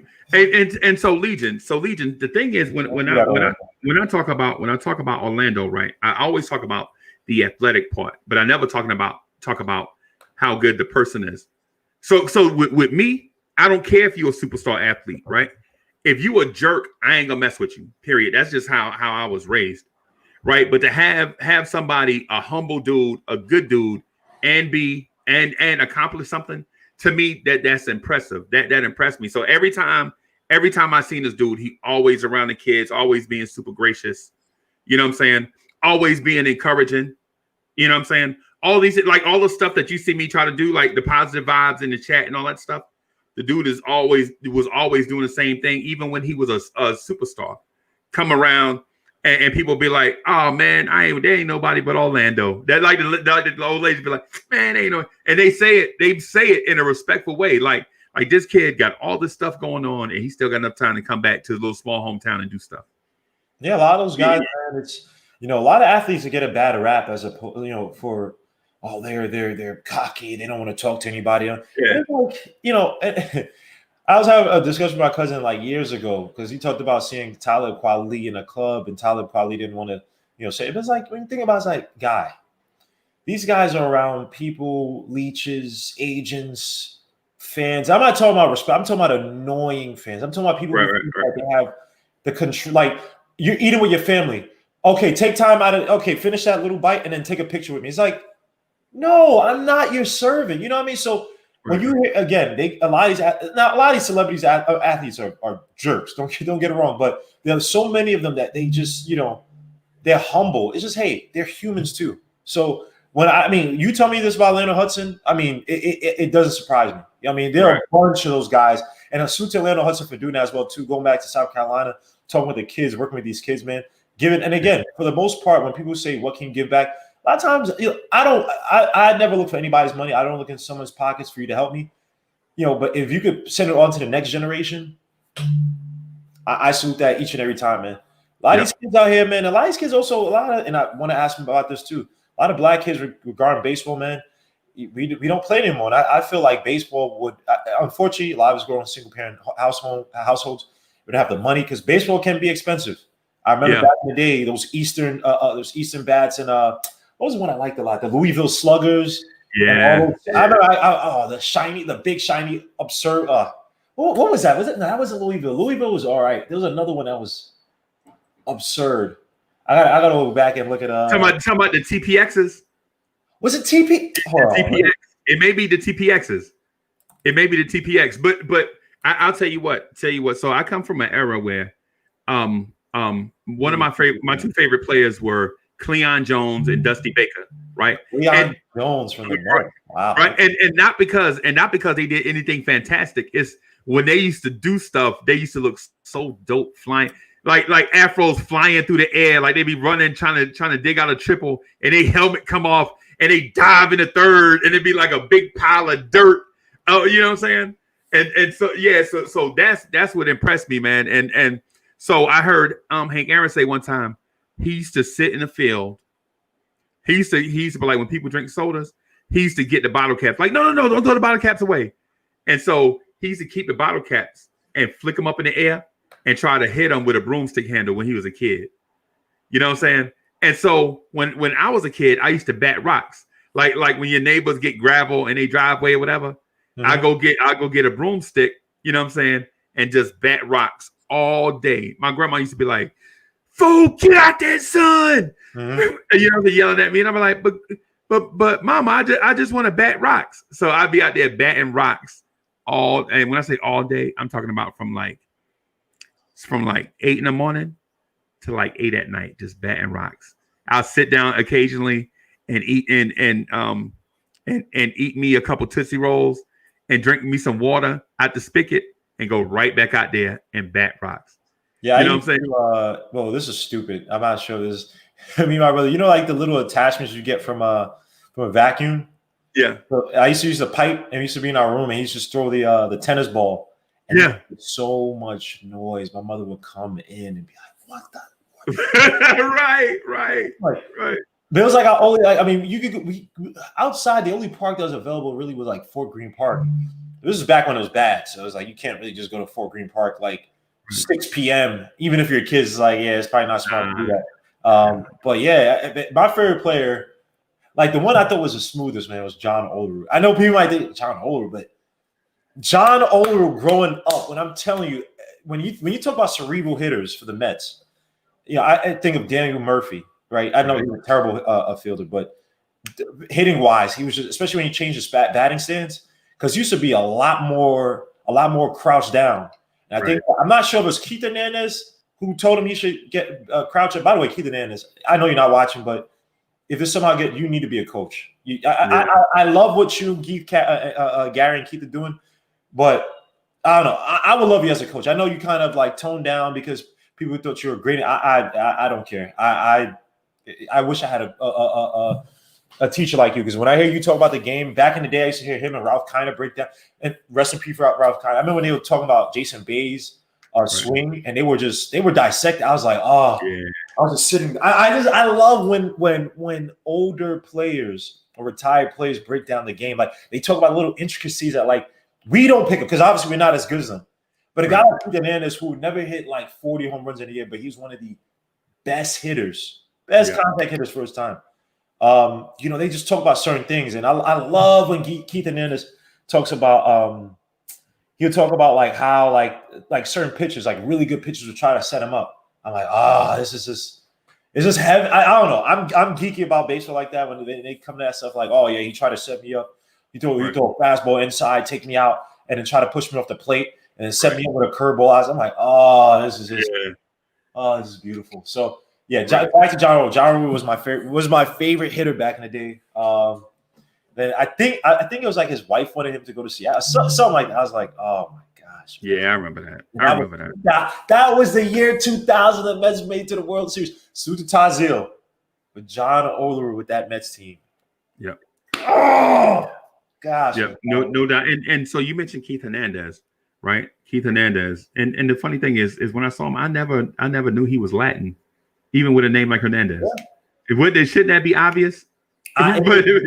And you're looking at him like, huh? And I know he had Yeah. the famous cameo on Seinfeld. You're like, huh? He's Yeah. But then the thing about it, when you see the mustache, then you're like, oh, okay, all right.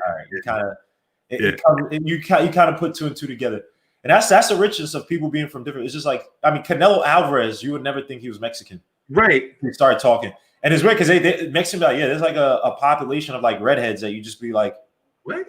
You're Mexican? Right. And they come out, hey, they'll talk in Mexican. Hey, hombre, it's like, okay, yeah, now we know, right? But Keith Hernandez's glove, dog. The offense is there. He won the MVP, tied for the MVP in 1979 with Willie Stargell. When Keith Hernandez played for the Cardinals and Hops played for the Pirates. But man, Keith Hernandez's glove at first base. Oh my God, why is he not in the Hall of Fame? Just the hitting numbers aren't there, man. For him, so baseball is probably the hard.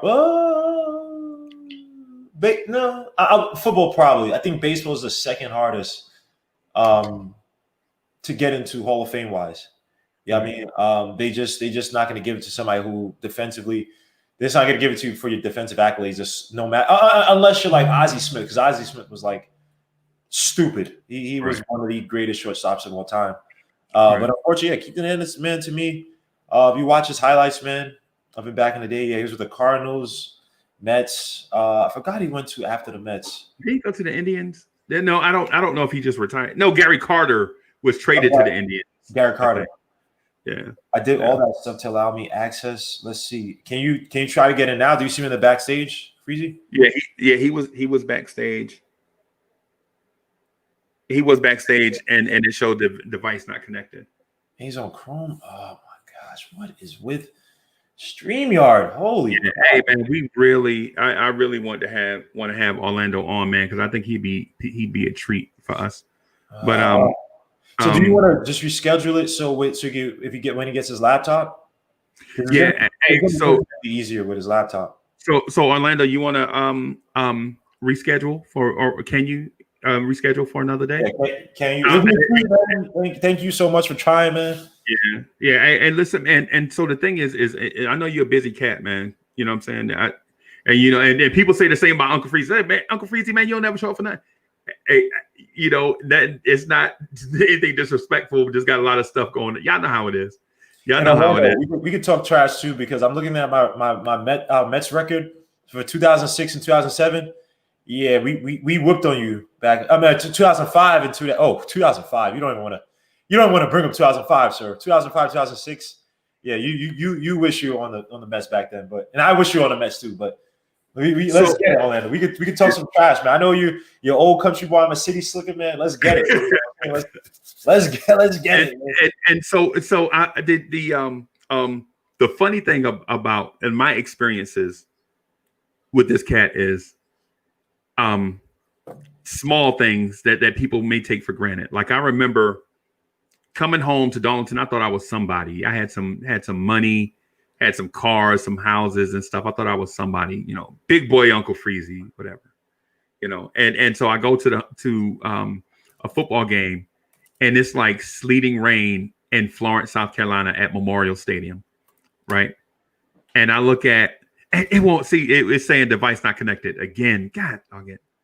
But anyway, to continue the story, I look over at this kid, Brian Scott, and they have a corner, a safety, doubling him, right? Brian Scott is already committed to the University of South Carolina, right?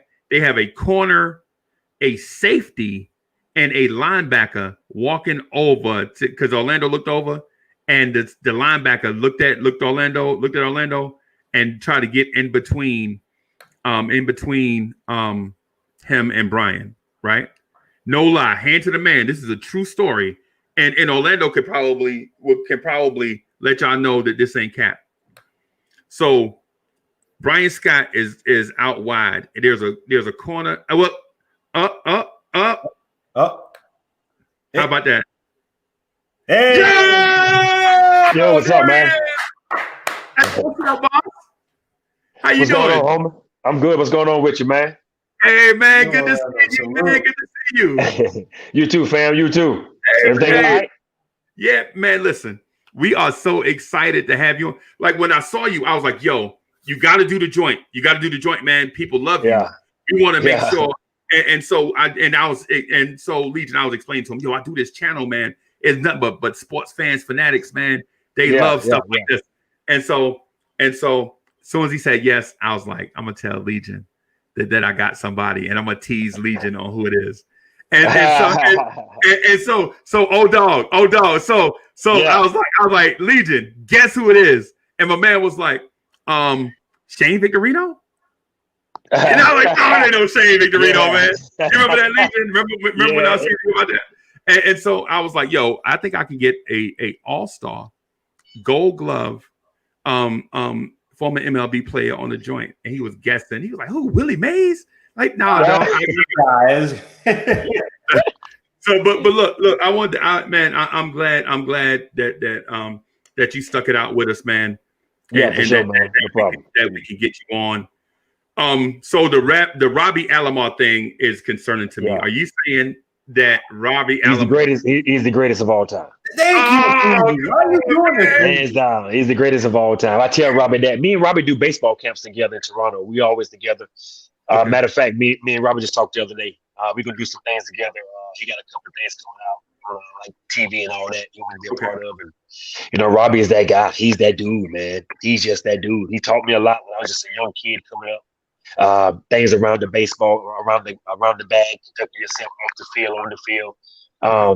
Just the little things of the game that people don't teach, right? Because a lot of the baseball things these days now, a lot of these guys that doing these camps and doing all, they just really raping parents, and parents just throwing bukus of money out.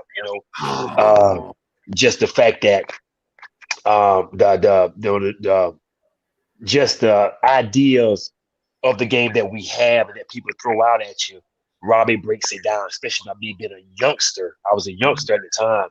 Right. The baseball IQ just has really left the game. You know what I'm saying? And that's a big part of it. Robbie he's just that dude, hands down, the greatest of all time. And I love spending time with him. With him and I together, people always say, "Who's the greatest? Who's the greatest?" I'm like, dude, don't you even ask that crazy question. But you just killed my. No, I appreciate the love, and I tell everybody, I thank you for the respect, for putting my name along with his, but my name don't belong with Robbie's. That's a different category. Robbie, thank you. So now Legion of the Knicks podcast is gonna rake me across the coals because so for 15 years, legit for 15 years, I've been having this thing, like this discussion with my family members, like, yo, who's got the softest hands ever at second base? And I'm like, hands down, what I saw, it's Orlando. And they kill me with the right. They're like, yo, it ain't even close, man. Roberto Alomar, it's not even close. And I'm like, dog, y'all bugging. You gotta watch this kid play. I'm telling you. I was like, yo, you gotta watch this kid play. Don't sleep on him just because you may not, because he played in these cities that were not major media markets. Doesn't mean he wasn't just as good or better. You know what I'm saying? I mean, I know you played in LA, but the young, I believe the young old dog, you couldn't hit a ball between first and second. No, you wouldn't. Right. No. Right. No. You not hit a ball between first and second. Y'all hear me? Yeah. Hey. So chat. So I want that. So Orlando, occasionally I address the virtual chat.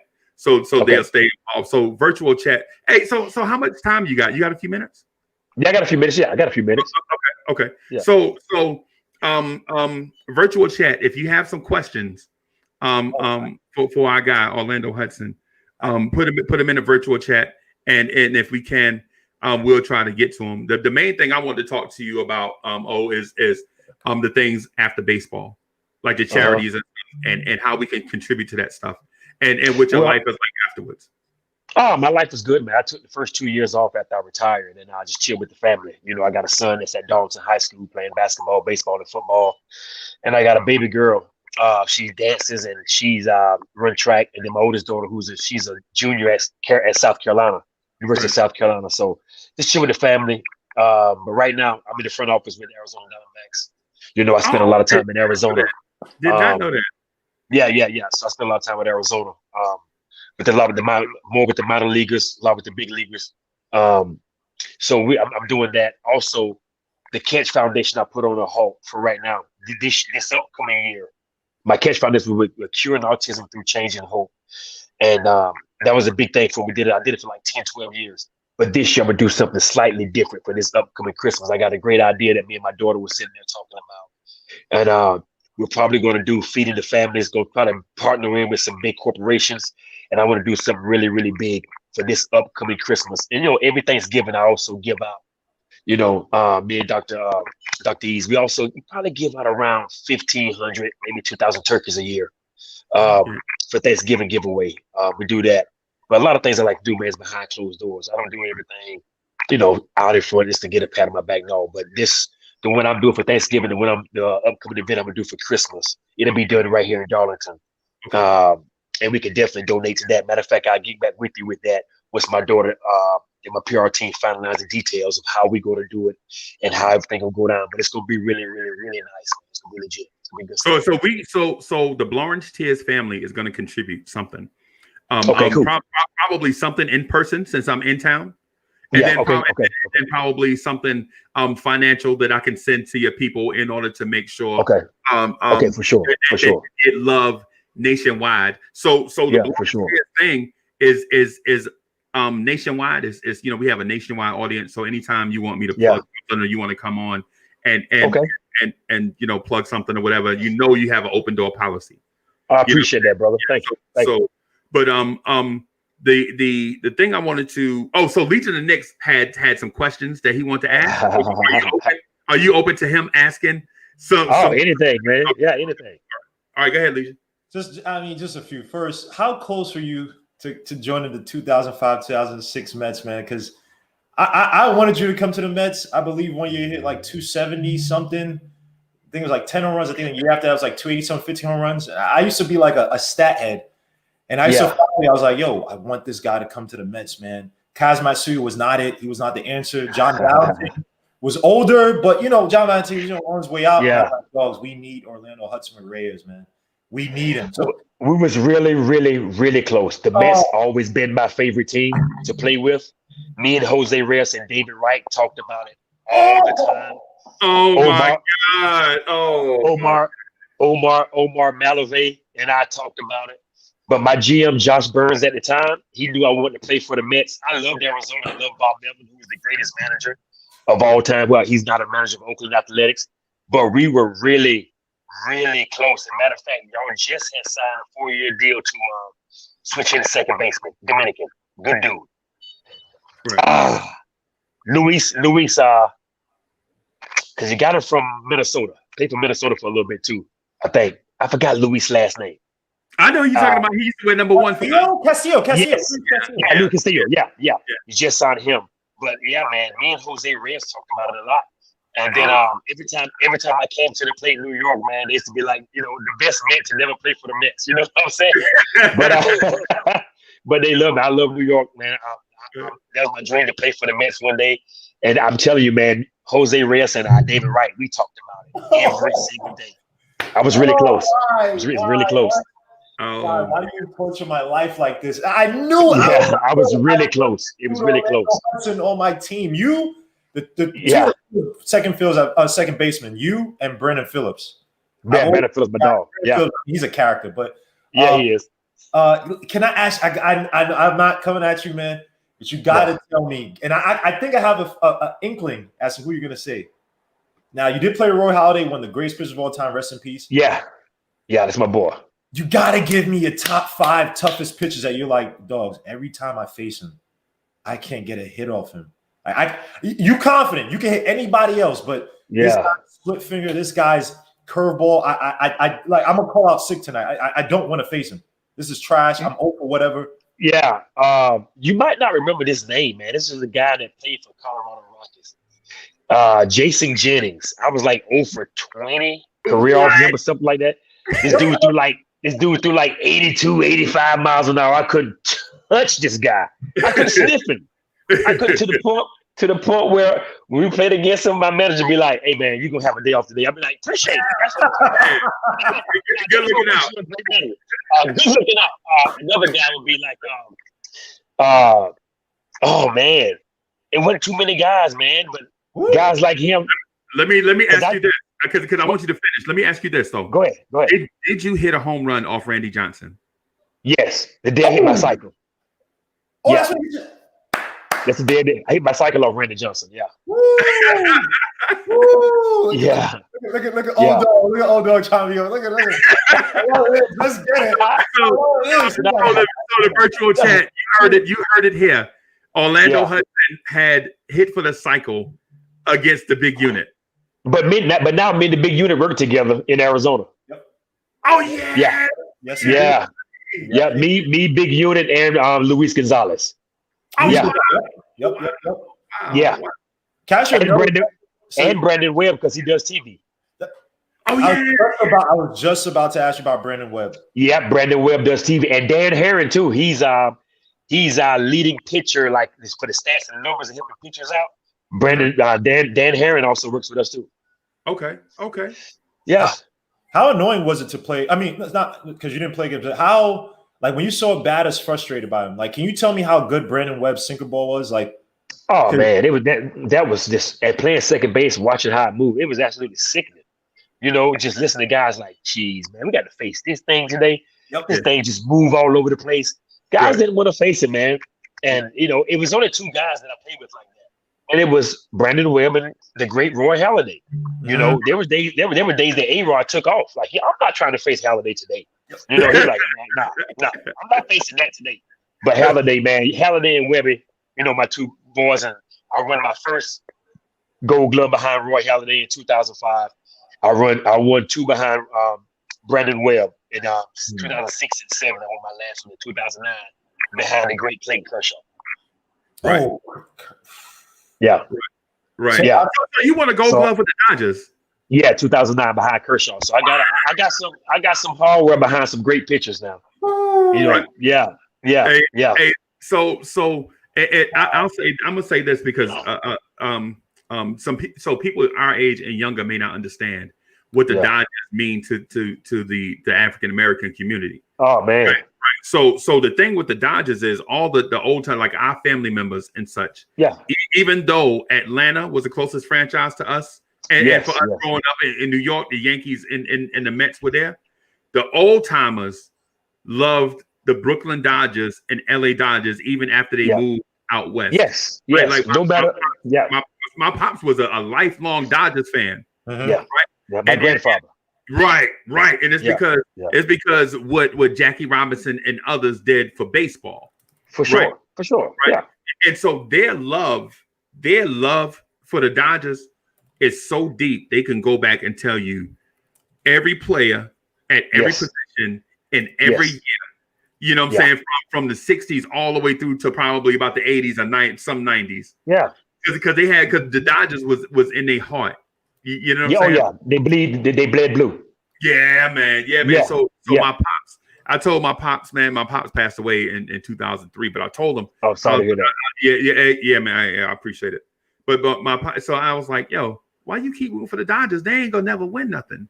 And he was like, it's beyond the World Series, man. It's what these teams and players mean to you. You know what I'm saying? What does they felt like they was part of that family. They felt like that. Exactly. They felt like they was a part of that family. You got to think about Don Newcomb, Jackie Robinson, and the late great Mr. Ricky Branch. He brought those guys in. You know what I'm saying? He broke that barrier. Right. And as blacks, they immediately fell in love with the Dodgers because they felt like they could relate. That was the only team they could relate to because they had the only black guy on the team, only two black guys on the team in the league. Right. So they felt like, okay, now we getting somewhere. Now we can watch the game of baseball and enjoy it because we have our own to appreciate and to love and have somebody on the team that looks like us that we can root for. So it goes deeper than the World Series. It goes deeper than that. And I know Legion of the Knicks has a question for you concerning that, but too, it for us, it kind of went back to our Sandlot culture. Like we used to, like, man, listen, we used to So Gramps used to wake us up in the morning and be like, y'all been out all night last night at that little juke joint. Y'all better get up and go to church. You know what I'm saying? Yep. Oh, yeah. So we be in church like this, like dozing. And my mama turned around, my grandma turned around looking at me, you better get up. Right. And then but afterwards we get out of church, man, and we go get something to eat. And straight to the ball field we go. Still to this day. I do the same thing today. I still play. I'm saying like my dad did. I play every other. I still play with them every now. When I'm home, I play with them. Hey, so how's Pops doing? He's doing great, man. Thanks for asking. He's doing great. I'm gonna see him in about another 10, 15 minutes. He'll be down here. Okay. But man, we getting ready for the season. This upcoming summer. Won a championship last year, so it's a lot of fun. It's a lot of good base. It's a lot of good baseball still. Something to keep me in shape. Having fun with the people. That's all it really is. I like to keep my trash talk skills sharp. You got to. Orlando's holding back. You can tell because every time he goes, like, this guy, you asked him about the Randy Johnson thing. All you did was ask him about the home run, but he tried to slyly come on with the cycle. It's like, that was that's the day for the cycle on Randy, man. It is what it is. He's a trash talk. He's just holding back. Yeah. I try to ask him. And it's unfortunate, right? That look, I grew up playing Bonnie's baseball. I grew up loving the game of baseball by playing it, right? And I got into it. Yeah. I'm a diehard Met fan. As a kid, 93, 94 was I first remember watching it. Todd Hundley and Bernard Gilkey and Butch Husky, Mark Jones, terrible team. But, it's still fun to watch, Todd Hundley hit 40 some home runs and strike out 300 times a year. But yes, how do we revive the sport amongst the Black community? Because I feel like, look, there are a lot of kids. We talk about. Yeah, go ahead. I'm sorry, my bad. Just there are not a lot of kids who are going to be good football players or don't want to play football. There are not a lot of kids who are going to be playing basketball. But when you could, there are a lot of kids that you could teach them how to throw a slider. You could teach them how to run out and field well. You can teach them how to crow hop when throwing the first. You know what I mean? How do we revive the sport amongst the Black community? I think will love the sport. A lot of these young kids, I think they will love the sport if they got into it. Oh, well, definitely they love it, man. It's been, you got to look at the times, and I hate to say it, but it is what it is. And, we dominate. God bless us as a people, as African Americans. We dominate. Whatever we touch, we dominate. Whether it's school, sports, building something, no matter what it is, we dominate. We are smart. We are very smart people, So the game of baseball, it costs. So what these coaches did when they started travel ball. Right. Because I didn't play travel ball. I played just regular high school baseball, man. That's all I played, Right. I played 1 year of Legion and I played Bush League. I sat like baseball the rest of the whole time. Right. So now they got these travel ball tournaments. And it costs. And what they did was they boost the cost up. You boost the cost up. The single mom, they got 2 boys that's 12 and 14 years old.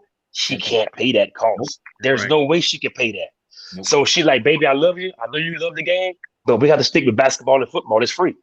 Right. So plus we do things in the game of baseball that don't gravitate to African American community. We don't do things. We don't have baseball. Don't have commercials. We don't have what LeBron have. Damian Lillard when they have the headphones on with the basketball playing music, and it's a Gatorade commercial, a Sprite commercial. We don't have that in baseball. Football when Michael Vick took over the over the camera with commercials. We don't have that in baseball. As great as my dear friend Ken Griffey is, he didn't have commercials like that. So baseball just don't do it. So when kids go to a baseball game or watching sports, we have nothing for them to really gravitate to. Be like, you know what? I do want to be like Andrew McCutcheon. Mm-hmm. They may say it for a quick second, but why don't they want to be like Jalen Ramsey? Where you can do what you want to do in the football field. Right. Why not be able to dunk a basketball like LeBron and be able to flex your muscles? You can't do that in You can't do that in baseball. Right. Plus basketball and football, it seemed like they know how to compartmentalize. It's a business, and how can we get into every community to make them to keep the kids playing? Baseball is a little different. I love the game of baseball. I work with a team. We don't have many African Americans playing. We don't at all. Myself, Torrey Hunter, Kenny Lofton, Ken Griffey, Curtis Grandison. It was quite a few of us a few years ago that had a long talk about that. How can we, and Jimmy Rollins, we was all in it. How can we get our African American kids back to playing the game that our grandfathers loved so much? Right. Because we've gotten away from it. Right. Because they see it as it takes too long to get in baseball. It's scholarships in baseball. I really don't have too much time to wait. 4 or 5 years to get to be my grandmother need help now. So if I play football and I sign, I'm on TV now and I got my money right now. Right. You know, basketball. If I do my thing, I got my money right now. Right now. Can you guys hear me? Yeah. We good. Oh, I can't hear you guys. Hold on. I got people calling my phone for another interview thing. We good. Hold on. We good. Okay. All right. We good. Hold on. I'm trying to get it right, fellas. I'm trying to get it right. See, my home phone blowing up. This phone blowing up. Everything blowing up. Hold on 1 second. Can you hear me, guys? Yeah. Perfectly. Okay. Another thing is too that it makes So how can we get our young black guys to play in the game again? It's more of how can they see us on TV? How can they see us more? Do we need to show up in neighborhoods more? We need to do a little more camps. We need to do a little more of this. A lot of that needs to be done. It does. MLB knows it needs to be done. Right. Do they dump a lot of money in Latin countries and Asian countries? Yeah, they do. We do have the RBI program, but I don't think personally it's where it should be because a lot of African American kids will be in the big leagues if they had the type of things that they needed to have to play the game. Now I'm not going to say every parent can afford it because we do see some kids that coming out of the hood with some fresh Jordans on. Yes. Where did they get that from? Yes. Yep. You know what I'm saying? Like, well, how he get those already? Right. So, but you talking about paying for two sons that try to play. You talking about paying $1,000 a piece? Oh no chance. No. There is no chance that's happening. No. It's not happening. So it hurts. It hurts. Don't get me wrong to see our sport with less of African American. Remember, Gary Sheffield said it the best a few years ago. He said, "If you're an African American baseball player, you better be a superstar to survive in this league." Right. And he's telling the truth. Right. If you're not think about it. Think about all the black players that's in the big league. They're all stars. You don't see black bench players. You don't see black fourth outfielders. You don't see that. You're going to be an all-star. If you're not an all-star, gold glover, silver slugger, you're forgotten about. You're gone. You're not playing a game of baseball. Right. Yeah. So yeah, I think that speaks to the system of baseball and not the sport of baseball because system, baseball, not the sport, the system. Yeah, because baseball has a lot of unwritten rules, a lot of unwritten rules that prevents people of all ethnicities from being who they are and where they come from, right? Because for a long time in baseball, you didn't see guys with dreads, which was like how do you not see guys with dreads in baseball, but you see them walking around every day, you know what I'm saying, in your daily life, so the thing about baseball, I think the system and culture of baseball needs to change in order for us to be more representative because it's not a question of athletic ability. Throw that out the window. It's not a question at all. Yeah, it's not a question of athletic ability. So you telling me? So listen, check this out. You telling me? I talked to Urban Meyer last year during the Super Bowl. We was at the Nike party, right? And he was telling me how he recruits. Right. He said, when I go and watch a guy that I want from my football program, I don't watch him for the sport that I'm trying to recruit him for. I go watch him play center field, and I go watch him dunk a basketball. Right. Because that makes my decision: is he gonna be my quarterback or my wide receiver, or my punt returner or my tailback? Right. I don't watch a football player go play football. I know he can play football. That's why we recruit him. I want to see if he's a good shortstop, a good center fielder, a good point guard, how he sees the field, how can he go, how can he track a ball? That's what I go see. I was like, wow. Right. That's amazing. So are you saying that Urban Myers is going to take Justin Fields at Jacksonville and that the Jets can get Trevor Lawrence? You have information on that, sir? What? I don't have no information on that, but don't be surprised if it happens. And I think personally it should happen. Oh, Wow. no. Hey, Justin Fields is that dude, man. Justin Fields. Hey, let me tell you something. Since Ohio State, let's get to I'm a big South Carolina guy. I am. That's how to go to Carolina. I'm a Carolina guy. But listen, when Justin Fields lost to Clemson last year, I fell on my floor, man. I wanted to cry. Tears were out like, he stepped up in the pocket. Although the receiver did the right thing by breaking the route, thinking he was in trouble, but Fields automatically threw it. Right. So just for one solid year, I was telling everybody, I don't care if Ohio State don't play at all. Right. Put them in the top 4, and I guarantee you Justin Fields will get his revenge against Lawrence and Clemson. I guarantee you he will. Right. I was telling everybody, like, you Ohio State now? Like, no. I'm a Justin Fields guy, a fan, because he left 28 points on the board last year in the second quarter. Right. They kicked field goals. So I said, when he get his revenge, he's going to punish them. Like, you crazy. Ohio State is not good enough. He's not. Lawrence is better. I said, Lord, please allow that to happen. Please put them together. Please. So when this year happened, when they got up and won those 6 games, I was saying, college football, you got to match Ohio State and Clemson up together. I don't care what you got to do. Right. I don't care if you got to cheat out Alabama and Notre Dame. I don't care. As long as Ohio State and Clemson plays one more time, I don't care.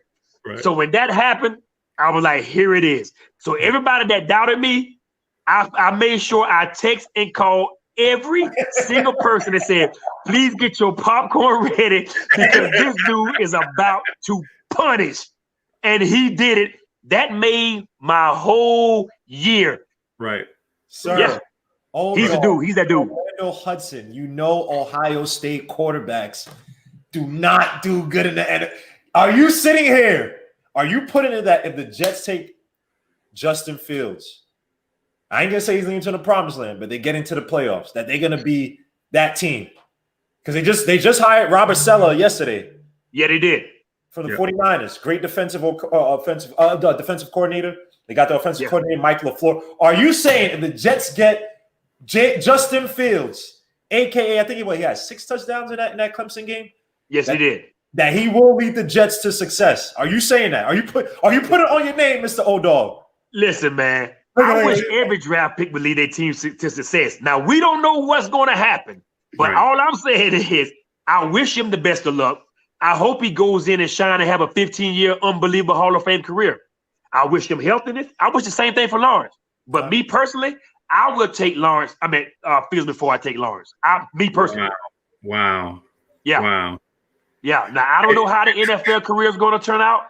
I don't know. But me personally, I would take Fields before I take Lawrence.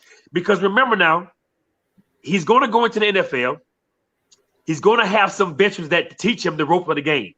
Right. He's going to have a veteran that's in his ear. Dog, you got to study. Not just when the coach is around. You got to know to study when you by yourself. Yep. You have to have that. So he's going to have some veterans around him. Now, what is talent? We know talent is not the factor. It's how it would transform to the highest level. Right. Now, I pray it does. And I could be wrong, but I stand by. Now, remember Urban Meyer is now with Jacksonville. So let me. I got one last question before Legion get back to his questions. I'm gonna ask this last question, then I'm gonna get out of the way for Legion. Is it true? Is it true that Deion Sanders signed with the Toronto Blue Jays? Yes. And saw y'all accommodations and was like, "What is this?" Not that part. No, he's my mentor. Me and Prime talk all the time. He's my mentor. Wow. No, he didn't. No, that wasn't. No, he didn't say. No. Now that part, I don't know. I don't think he said all that. But he did sign a minor league deal, which should have probably been in the big leagues. That was in 2000. Right. Yeah. But I don't know about the part about I saw them like, I can't play here.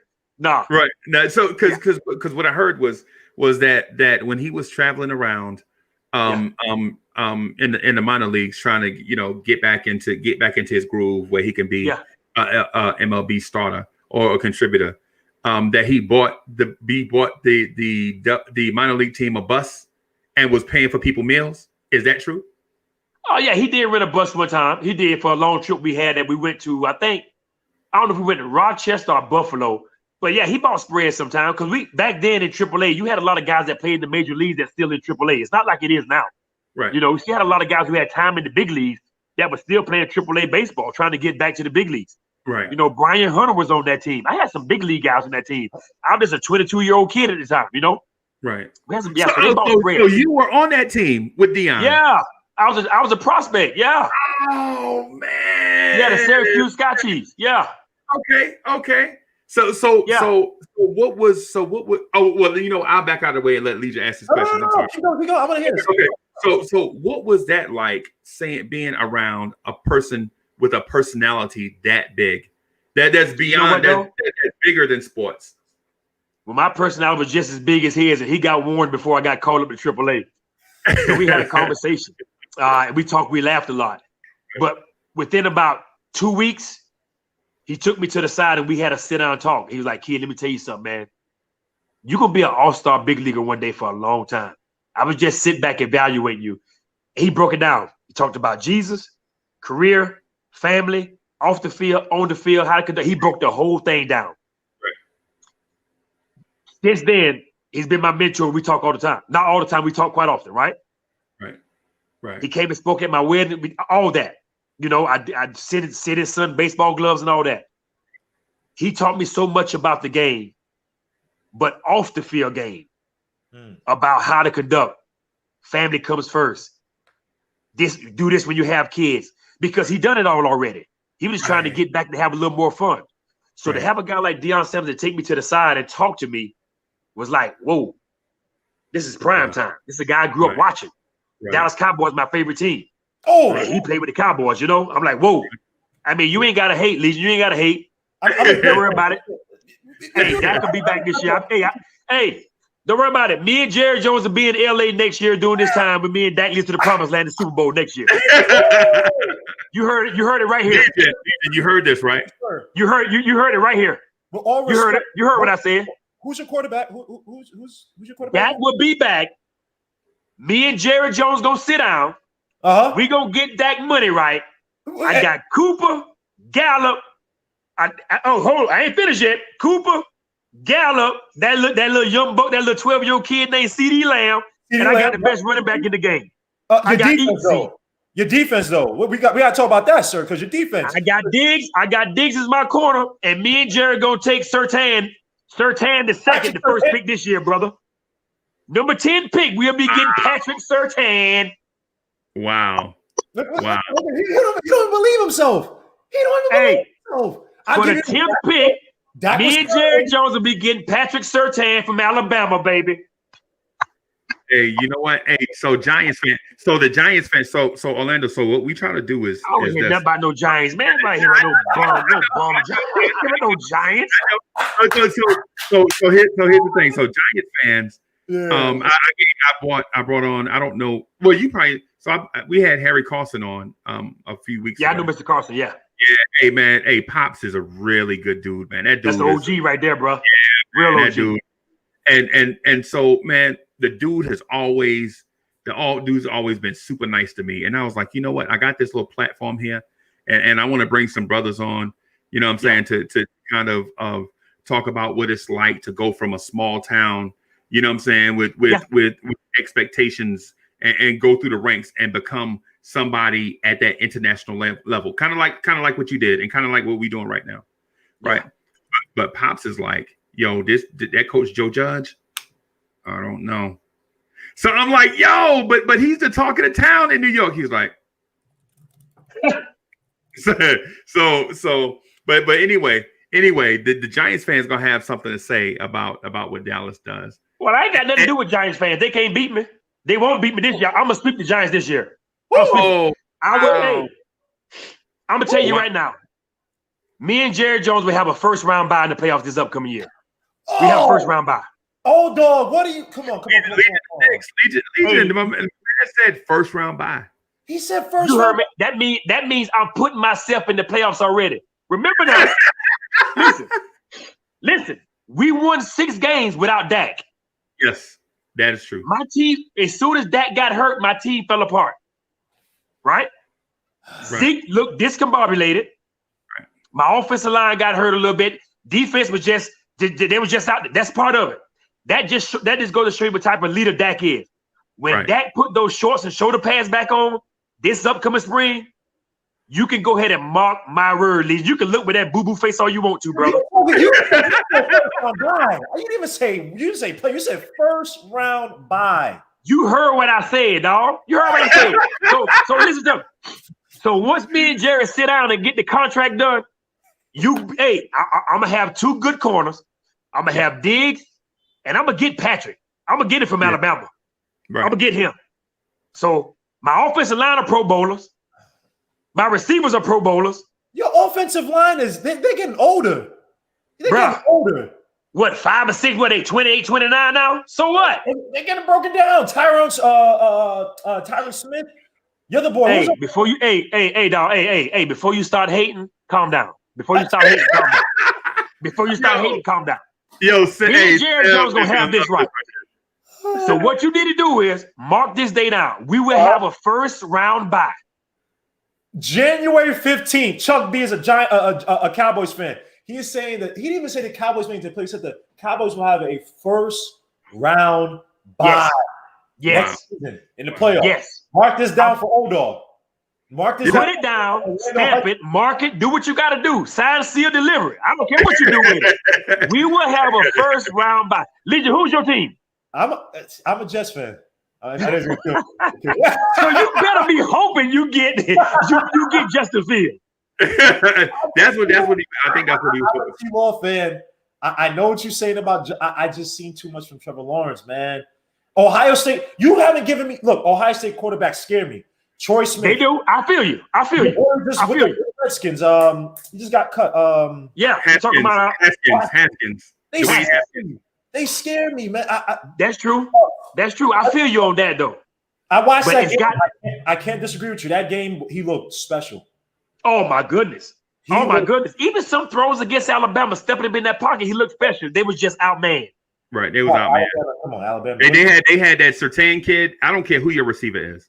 Yeah. That's the Patrick Surtain son. The Patrick Surtain. Yeah, that's him. That's him. See, that's what I'm trying to tell you. Surtain, hey, that's what I'm trying to tell you. So me and Jared Jones gonna have Diggs and Surtain out there. Oh wow. So and you telling me that we ain't gonna have a first round bye next year with the receiver core I got, best running back in the game, and Dak at quarterback? Man, please. I'm saying we don't even need to. We don't even need to play next year. We just need to go straight to the playoffs. Straight to the playoffs. I'm gonna kill this all right. I'm gonna look at the Cowboys schedule. Right. So the weakness, the Cowboys' weakness on defense this year was not the back end. I think it was their pass rush just didn't show up in enough games consistently to put games away, because the Cowboys could score, but teams could pass on them, and it wasn't because of the DBs mostly. It was because mostly because the quarterback had all kind of time to throw and pick out targets. So y'all got the Giants win first game. Y'all got the Eagles win. Redskins definitely win. Falcons. Oh, come on, man. Panthers. Win. That's another win. Denver Broncos. That's another win. Raiders. That's 8-0 right there. Keep going. Yeah. Cardinals. Who? Don't do that, old dog. Cardinals. Come on, don't do that with Kyler Murray. I didn't see you. I didn't hear what you said. I like Kyler Murray. I like Kyler Murray. Hey, that's a win. Go ahead. Keep going. Oh my. It's gonna be a close game. It's gonna be like 28-14, but hey, we're gonna win. Kansas City. 28-17. 28-17. Okay. I'm sorry. Kansas City Chiefs. Ooh. That's a toss-up, but I think we're gonna bust their head. Oh my. Hold on. Why you do? Hey, listen now. Hey, listen. As much as I have respect for Mahomes and his dad, as much as I have respect for Andy Reid and that play calling, him and Bieniemy, as much respect I have for the talent they have on that team, they've been winning a lot of close games this year, brother. They have. Okay. Right, you're right, but it's still P. Mahomes. Yeah. Hey, I'm gonna leave a question mark by that game. So what we now? 9-1? Yeah, 9-1 possibly? Okay. Chiefs. You might beat these. I hate these guys. Oh no, actually, my bad. There was the Rams. My bad. It's the Chargers. Los Angeles Chargers.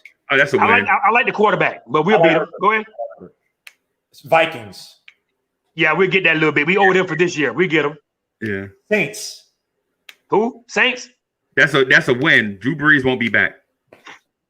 Hey. They still got weapons. Do not forget. Hey, listen now. Do not forget 2 years ago that I went and cooled Breeze off. I cooled him off now. That cooled him off. Do not forget that W that I spanked that button a couple years ago. So hey, he might be back next year. But if he is, I'm gonna tap that behind again. That's another W. Right. This is just disgusting. Giants. What it is? 12-1. Giants. I tell you a sweep. That's a win. That's a win. I know you're not beating this team. As long as you can stay up. Tampa Bay Bucks. How you figure I'm not beating them? Because of what? That defense. So you telling me that Dak can't get the ball into a guy like CeeDee Lamb hand real quick? No. So you telling me those are short routes. You telling me those and putting the ball in a playmaker hand, he's not gonna make plays? CeeDee Lamb. Dak only does that against his own. And you know CeeDee Lamb. And you know what Tom Bow's gonna get at you, bro. Y'all O-line is crumbling. See, you gonna say CeeDee Lamb is gonna get the ball in his hands, dog. Now put it on the secondary to make the plays. Back though, Todd Bowles is a candidate for a head coaching job. But he might not get it. He might not get it. So he may not.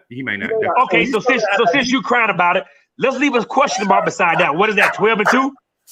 No, that's 13-2. That's 13-2, right? 13-2. We talked about all this stuff. Orlando Hudson was humble. He said, "Yeah, I got." When he got to football, woo! He's really putting on thick. Hold on, we're gonna finish this. Right. Redskins. Who else you got?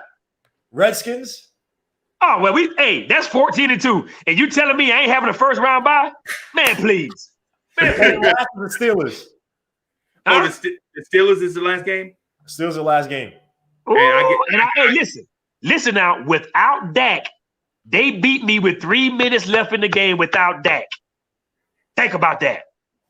They had everybody. If they get a good quarterback, you see that receiving core with the Steelers, right? Yeah, I see it. They got Claypool. They got. I don't know if they're gonna resign Juju. So what you telling me that Big Ben is the first ballot Hall of Famer? Easy. And I hate the Steelers, but easily. Big Ben. Me too. He's retiring. I think he's retiring this year. So you think so? Yeah, he was crying on the field, man, or when they lost the game. I think he was. He's breaking down, man. And this guy who, as much as I hate the Steelers because of 2004 and 2010, 2011, this dude is taking hits after hits, and he would stay up. I've seen a guy try to tackle him. One of the toughest quarterbacks I've ever seen. So your man Orlando Hudson, esteemed second baseman, multiple-time Gold Glover, multiple-time All-Star, is sitting here saying the Cowboys are going to go 14-2 next year. I'm telling you, dog. I'm telling you, you just read the schedule, didn't you? And he mean it.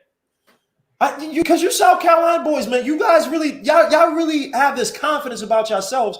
Y'all think it's going to translate over to the Cowboys. The Cowboys ain't like that. What you fail to realize is receiving core, but you also talking about is your running back. You think? Oh, Zeke, he ready. He didn't feel good without having this boy Dak behind the center, man. He didn't. He didn't feel good. He didn't. It is what it shows. Dak will be back, and me and Jerry Jones gonna back the dump truck up from Bank of America and give him his money. We gonna get Patrick Surtain. We gonna go get him the 10th pick. And you can write my ticket February 3rd, 2022 in LA. We might be playing. We could be playing the Chiefs again. Could be. I don't know who come from the AFC, but I know who come from the NFC.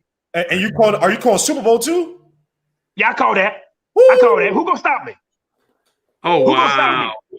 Wow. I know the Jets ain't gonna stop me. I know they ain't gonna stop me. I do know that. You don't have to be me like that. You could have talked about other teams. I ain't talking about Jets, man. Come on, you got. So Legion. The thing is, so I've been working on, trying to get others from my area to come on. I've been pinging John Abraham, but I hadn't gotten a response, and I want to get Levon Kirkland to come on too.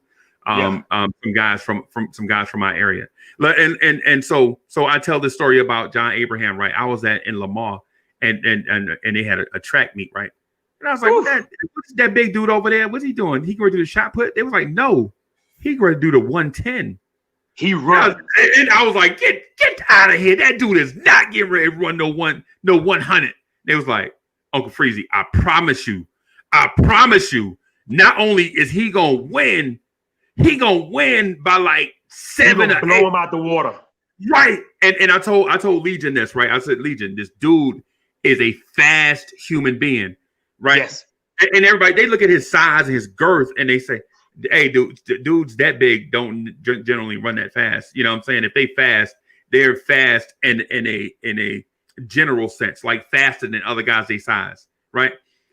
I'm telling you, no, this dude is faster than dudes at any size, at his size. When I saw him, man. Right, when I saw him, he was about 6'3", 6'2"-ish, about 240 something. And I was like, there is no way on earth this high school kid at 240 is getting ready to blow away. And see, I went to Mayo High. I graduated from Mayo. So I know track speed. I know speed.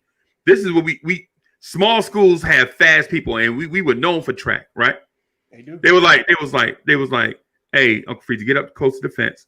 Because once that gun go off, this dude is going to be down here faster than what you think. And I'm like, whatever. So the gun go off. I make my way to the fence. I get to the fence. The race is over. I'm like, what was that? What was that? I could not believe. Legion, listen to what I'm telling you. I walked from in high school. You know how you have on the football field, you have the bleachers, right? And then you have it fenced off, and then you have the gate right there for the field. They were like, yo, get out the bleachers and come down here to the field. By the time I got from the bleachers to the fence, this dude had his hands in the air doing number one. I'm telling you. He can run, man. He's a freak of nature. He's an athlete, man. He was that, yeah. Every bit of a true first round pick. Yeah. Right. Yo, I'm telling you, man, you have never seen something that big move that fast. You know what I'm saying? It's ridiculous. And I think Jets fans may have slept on his impact for what they brought to what he brought to that team. But that man is legit a freak of nature. And I want to get him on the show. I'm still working on it. So Jets fans, you got a Gold Glove winner in Orlando Hudson. We gave you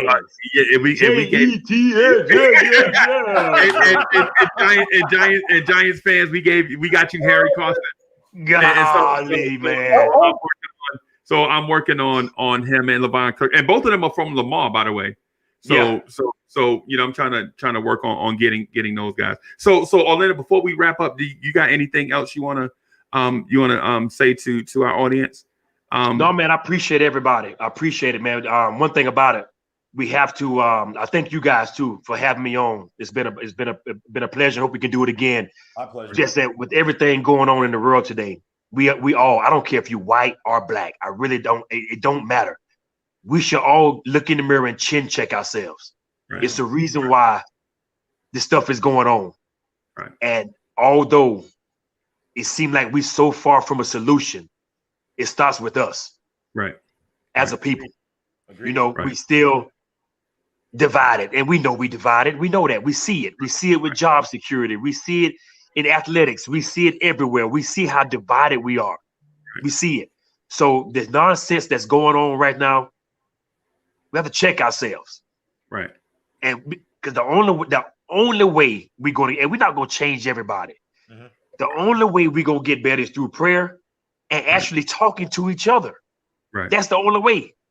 Right. We're going to have to make it this a better place for our kids and grandkids. Right now, we're in a bunch of turmoil. There's a bunch of foolishness that's going on. Right.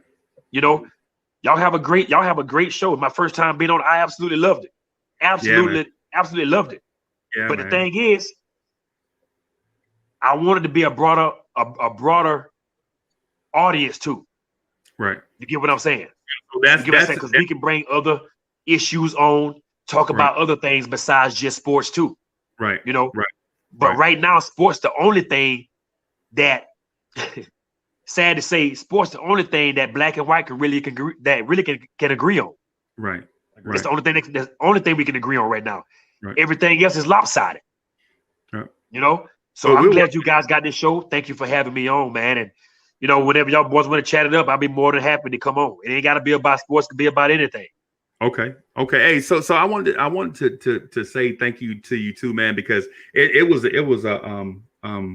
and I know you're busy doing 1,000 things, and you know what, and the irony is that these folks here always tell me I'm busy doing 1,000 things, so I'm glad that we got an opportunity to come together.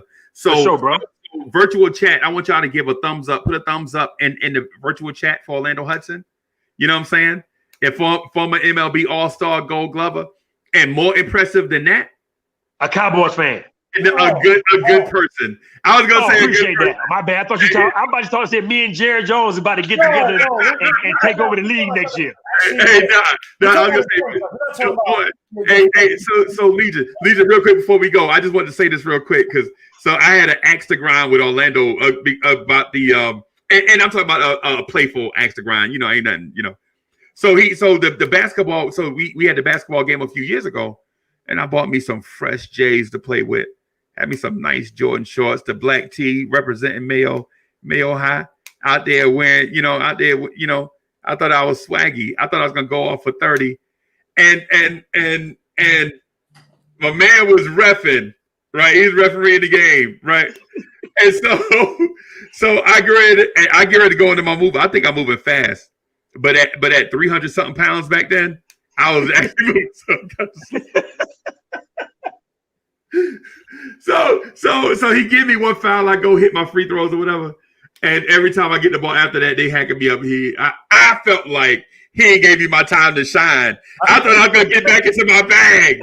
I'm like, who is this ref? Fire this ref. Who's this referee? But anyway. Hey, thanks Orlando for coming on, and thanks for hanging out with us, man. I appreciate you hanging in there, and we probably gonna ask you to come back on sometime during the year, just so that we can stay up to date with your charity and all that stuff. And, for sure. And just for conversations and things of that sort. We really appreciate your time, man.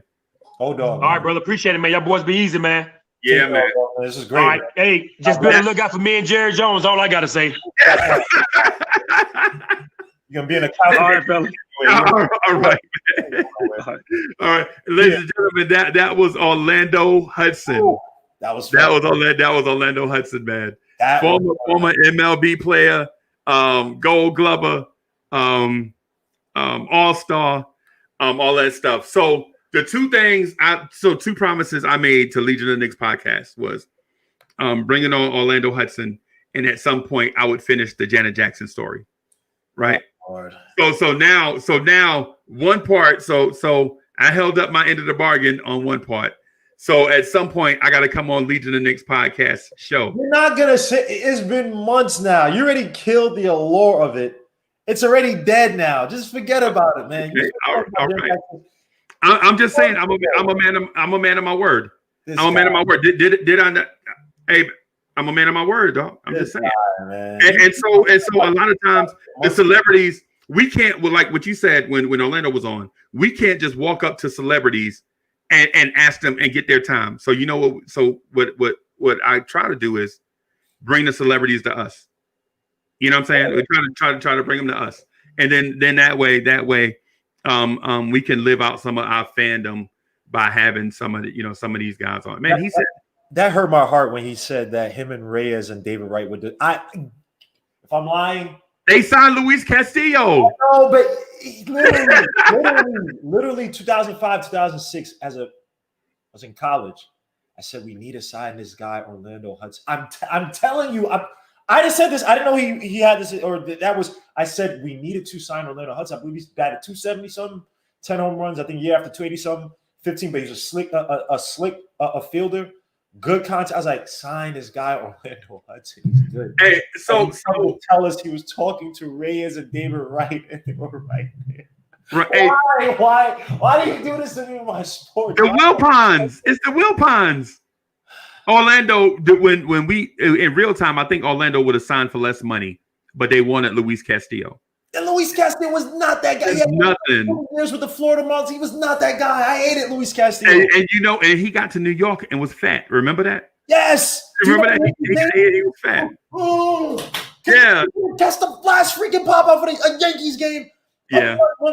Oh my gosh, I don't want to think about. The Mets have had some of the most tragic moments in terms of we have a decent team and we should. If you think about Luis Castillo, the last day of the 2008 season, 2006 Carlos Beltran, Dwayne Sanchez getting hurt in that cab accident. The Mets just have just weird misery after just weird misery, and then Orlando Hudson couldn't be the second baseman with Ray. Like, all I'm gonna say to that is Blorence Tears. That's why the name of the channel was Blorence Tears, because we go through this comedic tragedy of situations during our entire fandom. You know what I'm saying? It's not fair. It's just not fair. Go ahead, Freezie. I'm done. So I was gonna say. I was just gonna say, make sure we tune in tonight. Are you gonna be on tonight? Yes, I'll be on covering the game tonight, man. Okay. What time do you think you're coming on? 30 minutes before the game. So was it 7:30? So I'll be on at 7. Yeah, it's at 7:30. So make sure y'all tune into Legion of the Knicks podcast at 7, and so we can do the watch along with the game, and the Knicks at Night podcast will be on at 11:45 tonight. Make sure y'all tune into that. So chat, I love y'all. I love and appreciate you. Bro. Yeah, appreciate it, man. I'm about to get me some birthday sleep, and then maybe do lunch with Miss Mocha, and then be on foot for the Knicks at Night podcast tonight. So salute to everybody in the chat. Yo, Legion, thanks for the fire questions. Thanks for the fire. I even have more. I just love baseball, so I didn't want to keep him on there. But if we got into the Cowboys thing, I was like, all right, we're gonna fight. Unfortunately, he's not in the AFC East. I would have destroyed him with any other teams as long as they're not getting Watson. But this is great, man. Thanks for having me on, man. I'm blessed to be on your show, asking guys like Orlando Hudson, like I said, underrated player, these questions, man. So thank you for having me on, man. Man. Hey, so the thing about John Abraham was real. Remember I told you how John Abraham was. It's fine. Look, Freezie, if you bring on freaking the punter of like the 1998 Bills, I'll be happy to talk. Like, look, whatever, man. I'm not putting nothing on you, man. Do what you need to do, or do whatever you can get. I'm down for it, bro. You don't have to. So shout out to those guys. John Abraham, we want you on the show, man. We want you on the show. Do I have to send you something in order for you to? We want to have you on the show, and not because of star celebrity status, blah blah blah. I'm talking about because you from where we from. You know what I'm saying? And we just want to talk to you, about that stuff. So I'm gonna sign off right here. Thanks to everybody in the chat. Chop low, Wayne Peterson, student of Sweet Pay. Hey, Stephen Fox still hanging in there. Hey, yeah, so we're gonna get out of here. Thank you everybody for watching